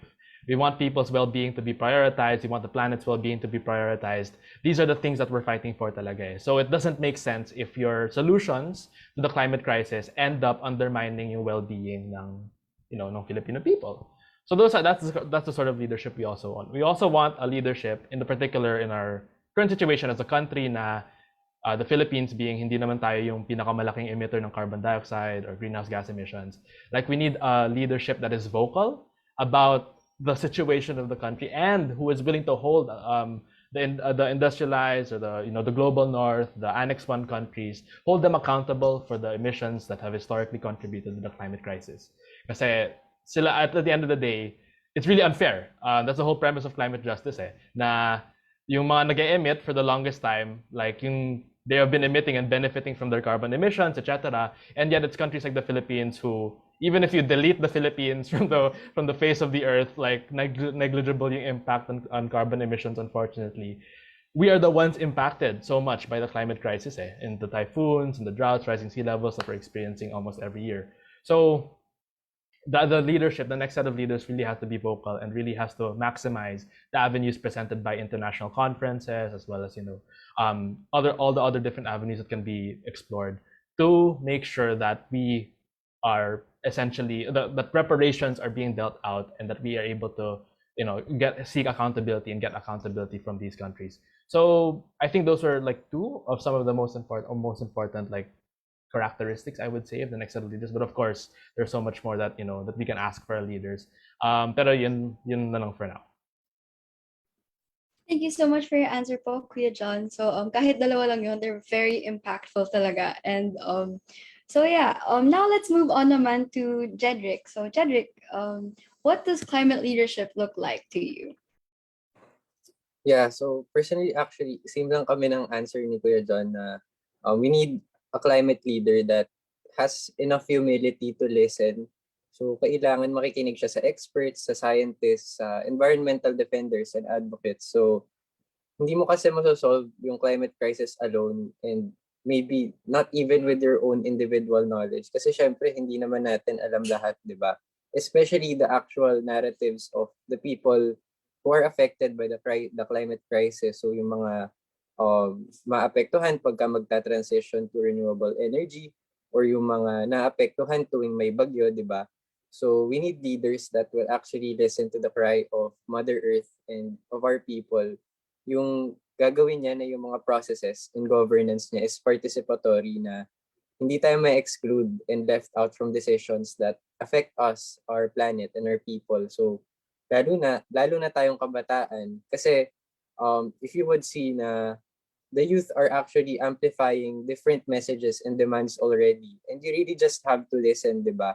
Kailangan mo lang makita kung ano yung hinihingi natin, di ba? And ayun, if our leaders today actually listen, di ba? Yung mga scientists na nag-protest recently that risked arrest, kung nakikinig sana yung mga leaders natin, they wouldn't have to do that, di ba? Hindi nila gagawin yon kung nakikinig yung mga decision makers and yung mga corporations. Kaya nila ginawa yon is because they feel that hindi sila napapakinggan. Kaya they had to do civil disobedience, kasi ginawa na ng scientists lahat, ganun. They tried to lobby stuff, ganun, pero hindi sila napapakinggan. So definitely, kailangan talaga natin ng leaders that would actually consult people, listen to people, and listen to the science. And towards that, magkakaroon tayo ng climate actions na based on evidence and actual truth, di ba?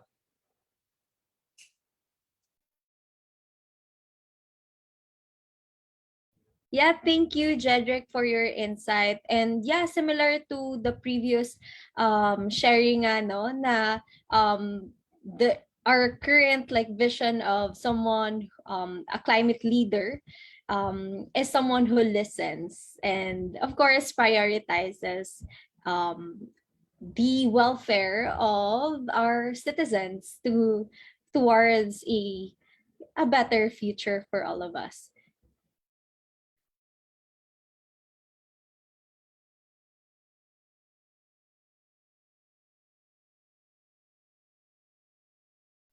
All right. So, Joanna, with Leyte being your hometown, we know this hits close to home. And so, could you share with us your thoughts on climate leadership? We need that can effectively address the climate change impacts our kababayans are suffering.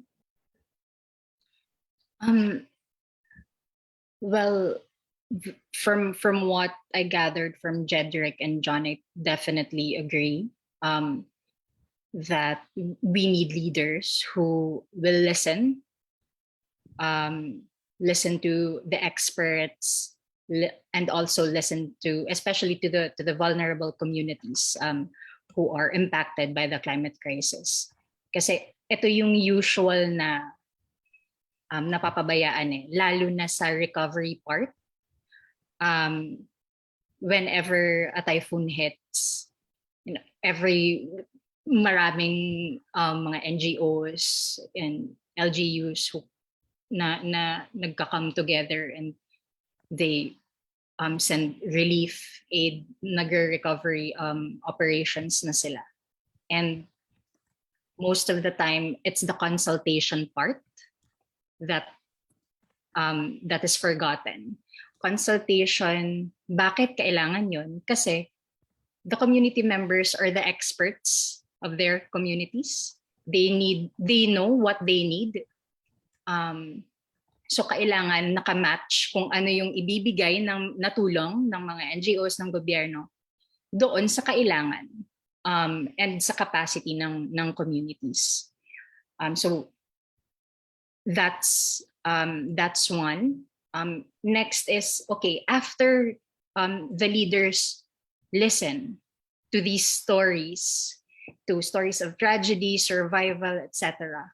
What's next? 'Di ba? Hindi pwede na hanggang kwento lang 'yon. Hindi pwede na hanggang inspiration, hope, etc. Hindi pwede na, okay, we're very proud of you because you're resilient, blah blah blah. Nakakapagod 'yon. Again, from someone who's from a place battered with so many typhoons over the years, nakakapagod maging resilient, nakakapagod maging strong. And most of the time we are resilient because we don't have any other choice. So apart from that, we need leaders who have meaningful and transformative agenda on the climate and environmental crises and concrete strategies to address these. And Filipino voters should look at what they should look at in candidates in terms of climate is kailangan tanungin nila kung ito bang mga kandidatong ito, how will climate action figure in their administrative priorities? Will climate action be at the forefront of their policy agenda? And how can they ensure that climate action is at the heart of the post-COVID recovery plan? Because we're not only battling the climate crisis, we are still in the middle of a pandemic. And medyo loose lang ngayon, di ba? Hindi na siya masyadong napapansin. But we are still in a pandemic. So, paano nila ito gagawan ng comprehensive na plano na folded in ang climate crisis doon sa post COVID recovery plan? Next is, they should outline their plan for an energy transition. So ano yung kasunod? How will these candidates follow through with the coal moratorium? Will they be willing to commit to a coal phase out by 2040 or earlier? And next is, what is their stand on the accountability of big polluters? Big polluters meaning the fossil fuel corporations, because again, we are experiencing this crisis because of the historical emissions of countries and also fossil fuel companies. So ano yung mga gagawin nilang aksyon to demand more financing from countries aside from payment for loss and damages? And how will they demand justice? And how will they be supportive of climate litigation if we see no action from these entities? Lastly, of course, na-mention din ito ni Jon and ni Jedryc. Ano yung plano ng ating mga kandidato to protect the most climate vulnerable sectors, such as agriculture? With worsening climate conditions, our farmers, our fisher folks will continue to suffer billions worth of damage, and they will continue to deal with harder livelihood situations. And the ironic thing is, farmers and fisher folks feed the nation. Kung wala sila, saan tayo pupulutin, diba? So they need to be prioritized when it comes to the candidates' plan of action regarding climate. So, thank you po for that, Miss Joanna. Grabe yung nakakapagod maging resilient. I remember na naging topic talaga yan during the past typhoons. And totoo naman na, and unfortunately, oftentimes talaga, yung environment, it gets overlooked in the platforms and plans of the government. And it really is time that that changes and that we demand more from them. So thank you so much, Ms. Joanna, and to all of our speakers for your answers for that question. Now that we've discussed naman what genuine climate leadership looks like, we would like to remind the audience, our fifth guest, to vote wisely in our ballot and to let us know, para kanino or para saan ka bumoboto? Similar to all momentous events from the COP to our national elections, the work doesn't stop when the elections end. In fact, that's where the work begins. And we would like to ask our guests, how can we ensure that elected officials will legislate and implement environmentally sound policies and programs? We'd like to start with Jedryc. Ayan, hello. So, definitely yung participation natin should not end with voting. Hindi dapat, yun, bumoto ko, wow, okay na yun. Dapat, after that, you still participate and do what you can as a citizen, di ba? Lalo na yung na-elect, we have to ensure that they are accountable. And lalo na yung sinabi nila na gagawin nila, we should hold them accountable na ginagawa nila yung promises nila or what they said they would in their platforms. And not just their platforms, but what they need to actually do, we should encourage and demand them to do so. And siguro ang naisip ko ngayon na ways in which you can participate. So kung meron mang hearing or consultation, whatever sa LGU nyo, definitely you can participate in that. Or if wala, ganun, pwede rin kayo mag-initiate ng dialogues with your public officials or your local agencies to share kung ano mang thoughts nyo or concerns nyo, especially if merong something na kailangan nyong i-share na maybe hindi alam ng LGU nyo, or maybe it would help them in formulating and implementing that environmentally sound policy. And actually, kanina lang, so nag-meet kami sa City Solid Waste Management Office namin, and ayun, sabi, baka pwede kaming maging part ng City Council ng Solid Waste Management Board, ganun. So, may mga institutions din that we can tap na pwede tayong pumasok. And like the Sangguniang Kabataan for our youth, kagaya nga ng sabi ni Sir Africa na yun lang yung part of our na-elect na officials na walang political dynasty kasi bawal talaga siya. So, if you can run, if you have the resources, or kahit wala kayong resources, maybe you can do it with not much resources, pero mag-effort kayo, tas just campaign at the grassroots, then maybe you can be SK chairperson or SK councilor, and you'd be the actual people to legislate and implement yung mga environmentally sound policies and programs. And yeah, and actually kahit hindi kayo elected official, you can lobby policies yourself. So pwede kayo magsulat ng letters to your city council or your barangay council, or pwede nyo actually sendan sila ng mismong draft ng ordinance if you can do that, di ba? And yun, let's just engage them, yung mga ating elected officials or yung mga appointed officials, and enjoin them na ipasa nila at implement nila yung mga environmentally sound policies that would address yung concerns natin and yung mga needs natin.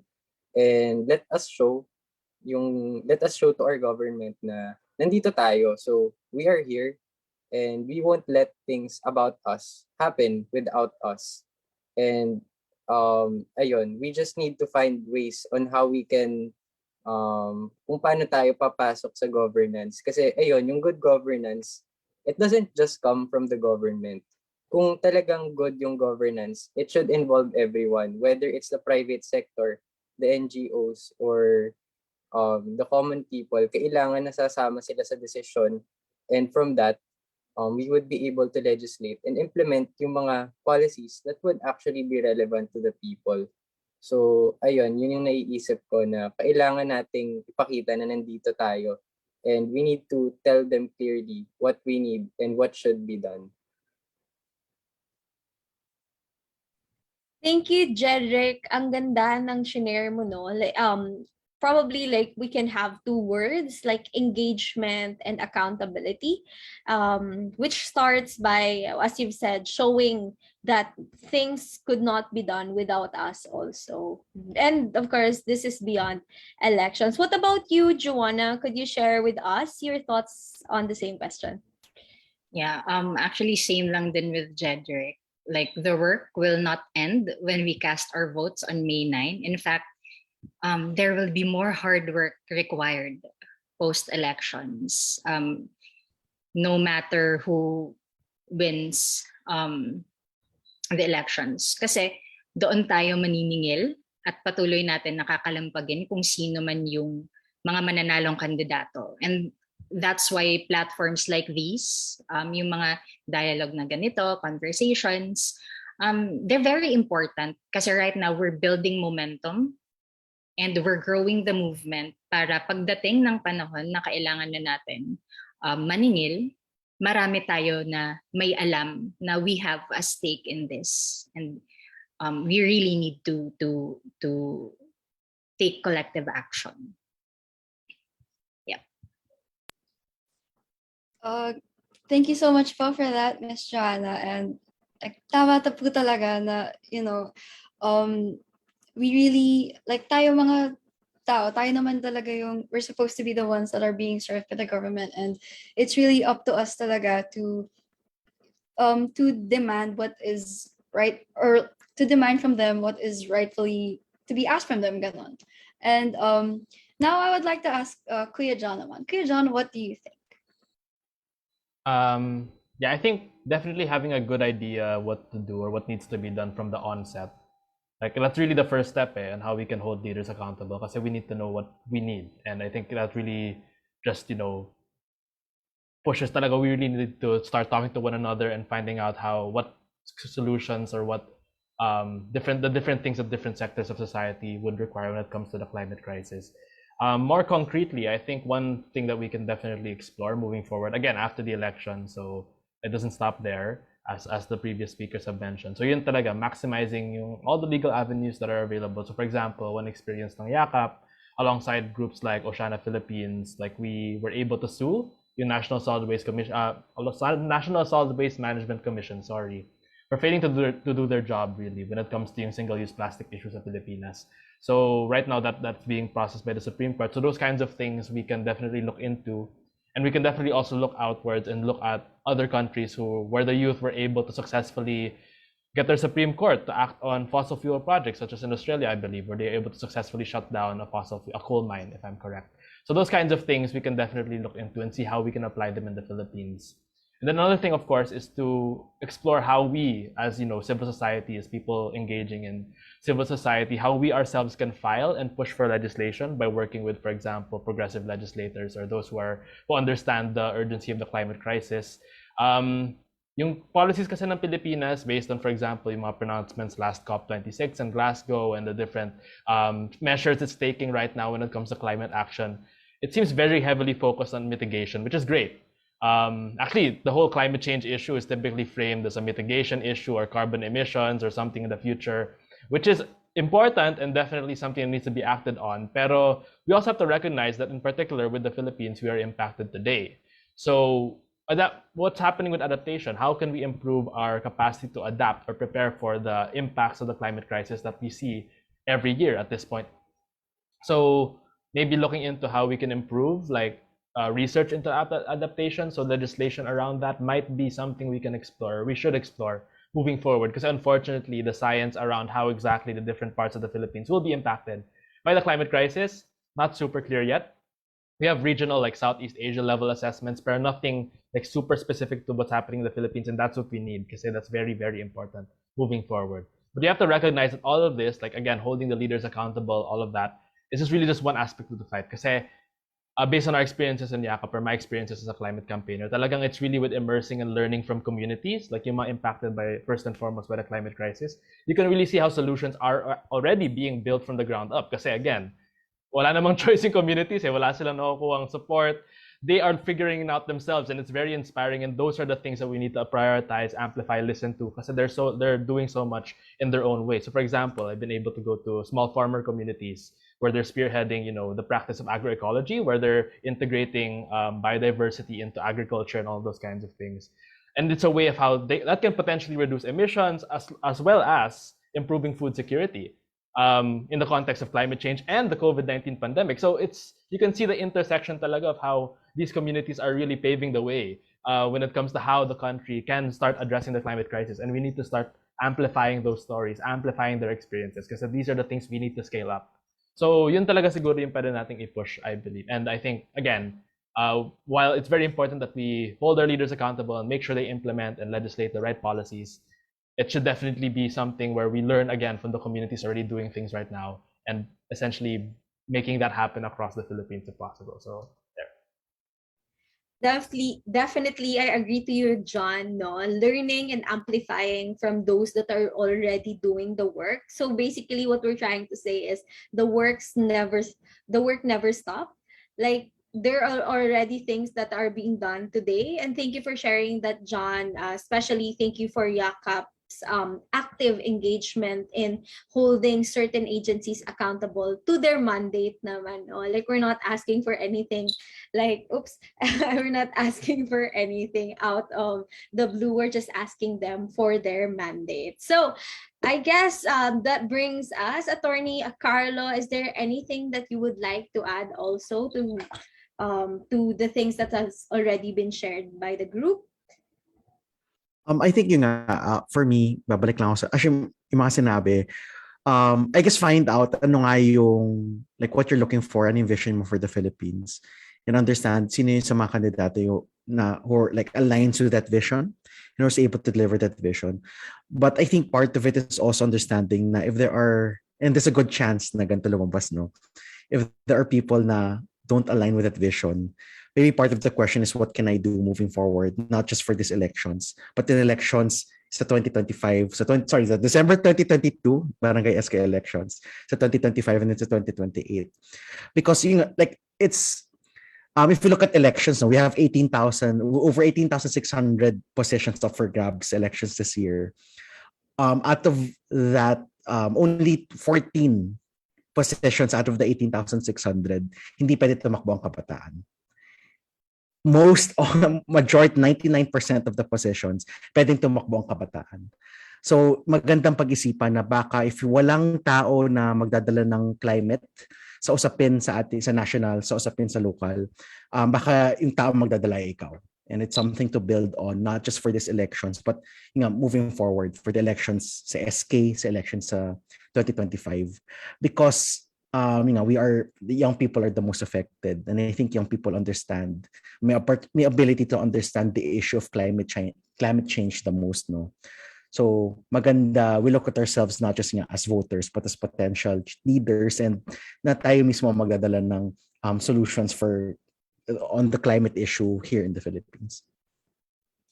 Thank you so much po, Attorney Carlo, for once again highlighting talaga yung role ng kabataan in the elections and in our fight for climate justice. And thank you to all of our speakers, si Attorney Carlo, Joanna, Jedryc, and Jon, for giving so many incredible insights. Sorry. So yeah, thank you for your incredible insights, and thank you for being the kind of people who have effectively tackled today's topics. And we will be asking for your final messages in a short while. But before that, mag-shoutout muna ulit kami sa mga viewers natin that is on Facebook. So shout out kay Adrian Emmanuel Gladstone, one of the winners from the last episode. Bumoboto ako para sa karapatan, kinabukasan at dangal ng bawat mamamayang Pilipino. Shout out also to Leah Joyce Gahutos watching from Calambanga, Camarines Sur. Joseph A. Bueno from the University of Southeastern Philippines. Crisel Del from General Trias City, Cavite. Christian Gadia, advisor of YesO from San Marcelino, Zambales. Hello to Citadel P. Jacinto watching from Manabo, Abra. Maria Cristina Labido of Colegio de Muntinlupa. Maria Katrina Camille Loria Olivar from Los Baños, Laguna. Chris Ann Alvarez from Pasig City. Hello kay Dan Mark Bore watching from Coronadal, South Cotabato. Pauline K. De Castro from Batangas. And hi kay Sydney from Bicol University UNESCO Club. Thank you so much to all of our viewers for staying with us in our episode. Well, kami ni Ate Rose, we can do this all day, and I'm sure our viewers would love to join in to the conversation, but unfortunately, we are running a bit short on time to have our open forum. So instead, to tie it all up, we would like to ask our audience one more time. Para kanino o para saan ka bumoboto? Let us know through the link below, and we'll read through some of your answers at the end of the show. For this week, our Klimatotohanan challenge for our viewers is this. Join us at Love 52.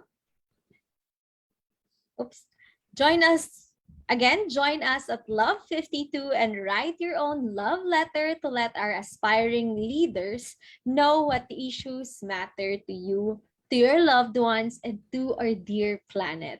Invite your friends and family members to write a letter as well.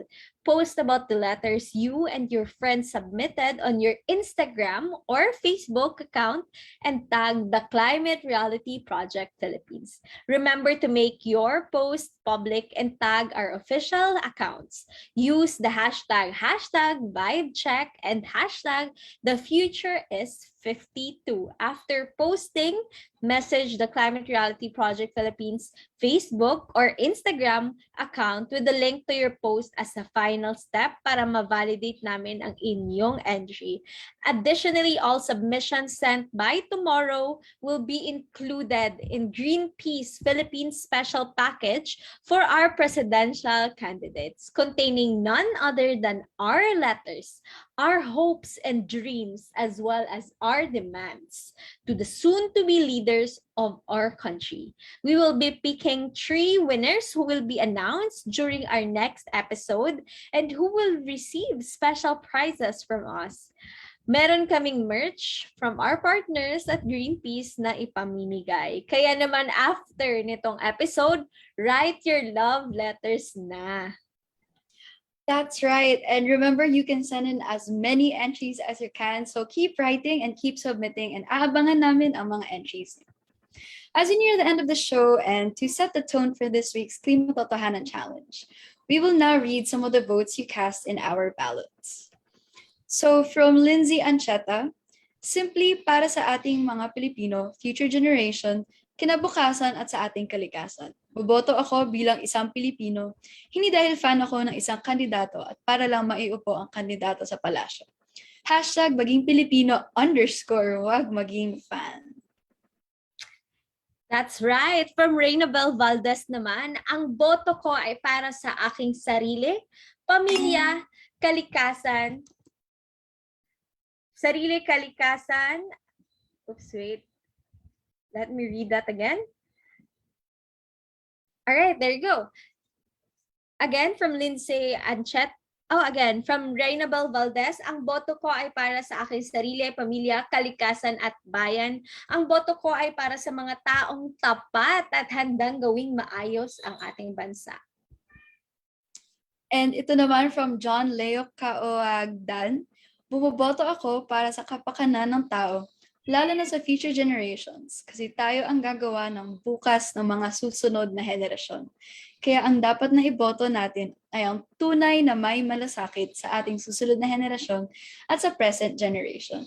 Let's take care of Mother Earth. Grabe, ang gaganda ng mga answers nila. But I wish we had more time to read through more, but as moving and powerful our discussions are for today, the challenge continues offline.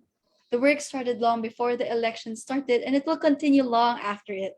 But we need leaders who will work beside us and who will walk us on the path to our safe and livable future. Kaya naman, to close this episode, our last question for our guests is this. In 1 to 2 lines, what must every Filipino keep in mind when choosing who they will vote for in this coming election? Let's start with Attorney Carlo. Sorry. So for me, I think I go back to understand, take this opportunity to really understand yourself. Alamin nyo, take the time to process, no? Very important yung process of voting. But I think it's not just about this election. It's bigger than that.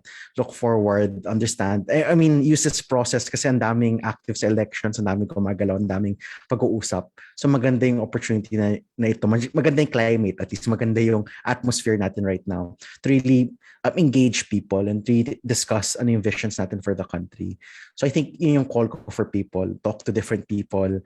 Alamin kung ano yung mga problema, ano yung mga hinahanap ng iba't ibang tao around you.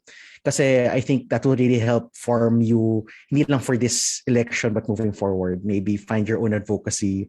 If, build your own NGO, mga ganong bagay, and maybe later on run for elections. And hopefully, baka nga ikaw yung magbago ng Philippines, ikaw yung mag-end ng, to make sure we have better climate reality solutions for the country moving forward. So take the time, take the opportunity, and change the Philippines. Ayan, thank you so much. Thank you so much, Attorney Carlo, no? Nag-agree ata yung pusa ko. Gusto niya daw din i-change ang Philippines. Okay, what about you, John? You now have the floor. Sa akin naman, I guess particularly with the climate crisis, ayun, it's happening now and it will probably get worse if nothing changes. And right now, it's a very critical window of opportunity nga, given that our next set of leaders will probably be around for the next 6 years. So at the end of the day, we really need to vote for our future and our present. And that really just encompasses everything we ever love in the world. So kailangan talaga we just realize that and understand that our next set of leaders should embody those characteristics of yun nga, a just and green leadership. Yun lang naman. That's right. So parang keep the environment in mind when you vote. So thank you so much for that, Kuya John. What about you, Jedryc? Ayan, hello. So, syempre, thank you for inviting me here and having me. So, for me naman, these elections and beyond, let's keep in mind, and siguro not just keep in mind, let's put to heart the people we love, the country we love, the planet we love. So, yun lang. So, let's vote with love, let's participate with love, and let's let love act. Let's let love drive us to act and to promote the changes that we want to see in our country and world. Thank you, Jedryc. Last but certainly not the least, Joanna. For me, we should ask ourselves kung para kanino tayo nagmamahal, para alam natin para kanino tayo bumoboto. So, ano yung mga pangarap na nabuo natin with our loved ones? And we should remind ourselves of this every day, lalo na sa May 9. Kasi voting is a huge responsibility and it will define the future of our country. Hindi lang ito simpleng pagpili lang ng ice cream flavor or pagpili ng damit na susuotin. Our choice on May 9 will affect us and the rest of the country, especially those who cannot vote. So we should keep that in mind. And with that said, climate justice must be part of the youth and Filipino people's criteria in choosing our next leaders. The next government will be seated during the crucial window to address the climate crisis. So let's ask, who among our candidates will protect what we love, our loved ones, our environment, and our future? I'm urging everyone to call on your chosen candidate and tell them that if they truly have the interests of the people, particularly the youth, at heart, they must ensure that climate justice is the top priority issue in their agenda. Thank you so much for having me. Thank you so much, for that answer, Ms. Joanna, and thank you to all of our guests. We learned so much from all of you, and to express our appreciation for giving us your time this afternoon, we will be gifting each of you with a copy of Harvest Moon Poems and Stories from the Edge of the Climate Crisis. As mentioned earlier, this anthology features over 50 award-winning and emerging writers, photographers, and artists across the world. And who knows, you may be able to find your next inspiration from the stories and visual pieces in this book. And I hope you enjoy. Again, thank you so much for being with us here today. Thank you to our guests, and thank you so much to our viewers and your wonderful questions and comments. We hope to see you again in our next episodes. In the meantime, please do not forget to join our community in all our social media platforms. Follow the Climate Reality Project PH on Instagram at the Climate Reality PH and Twitter at Climate Real PH. You can also visit the socials of our guest organization and partners with their handles flashed on the screen. Reminder for the certificate of participation, kindly answer the feedback form bit.ly/Klimatotohanan episode 27-feedback. Thank you so much, everyone. This has been Klimatotohanan, a webcast organized and led by climate reality leaders to tackle the urgent climate issues of today and tomorrow. Bakit Klimatotohanan? Because we need real talk and real action on the climate crisis. Maraming salamat po at magandang gabi sa inyong lahat.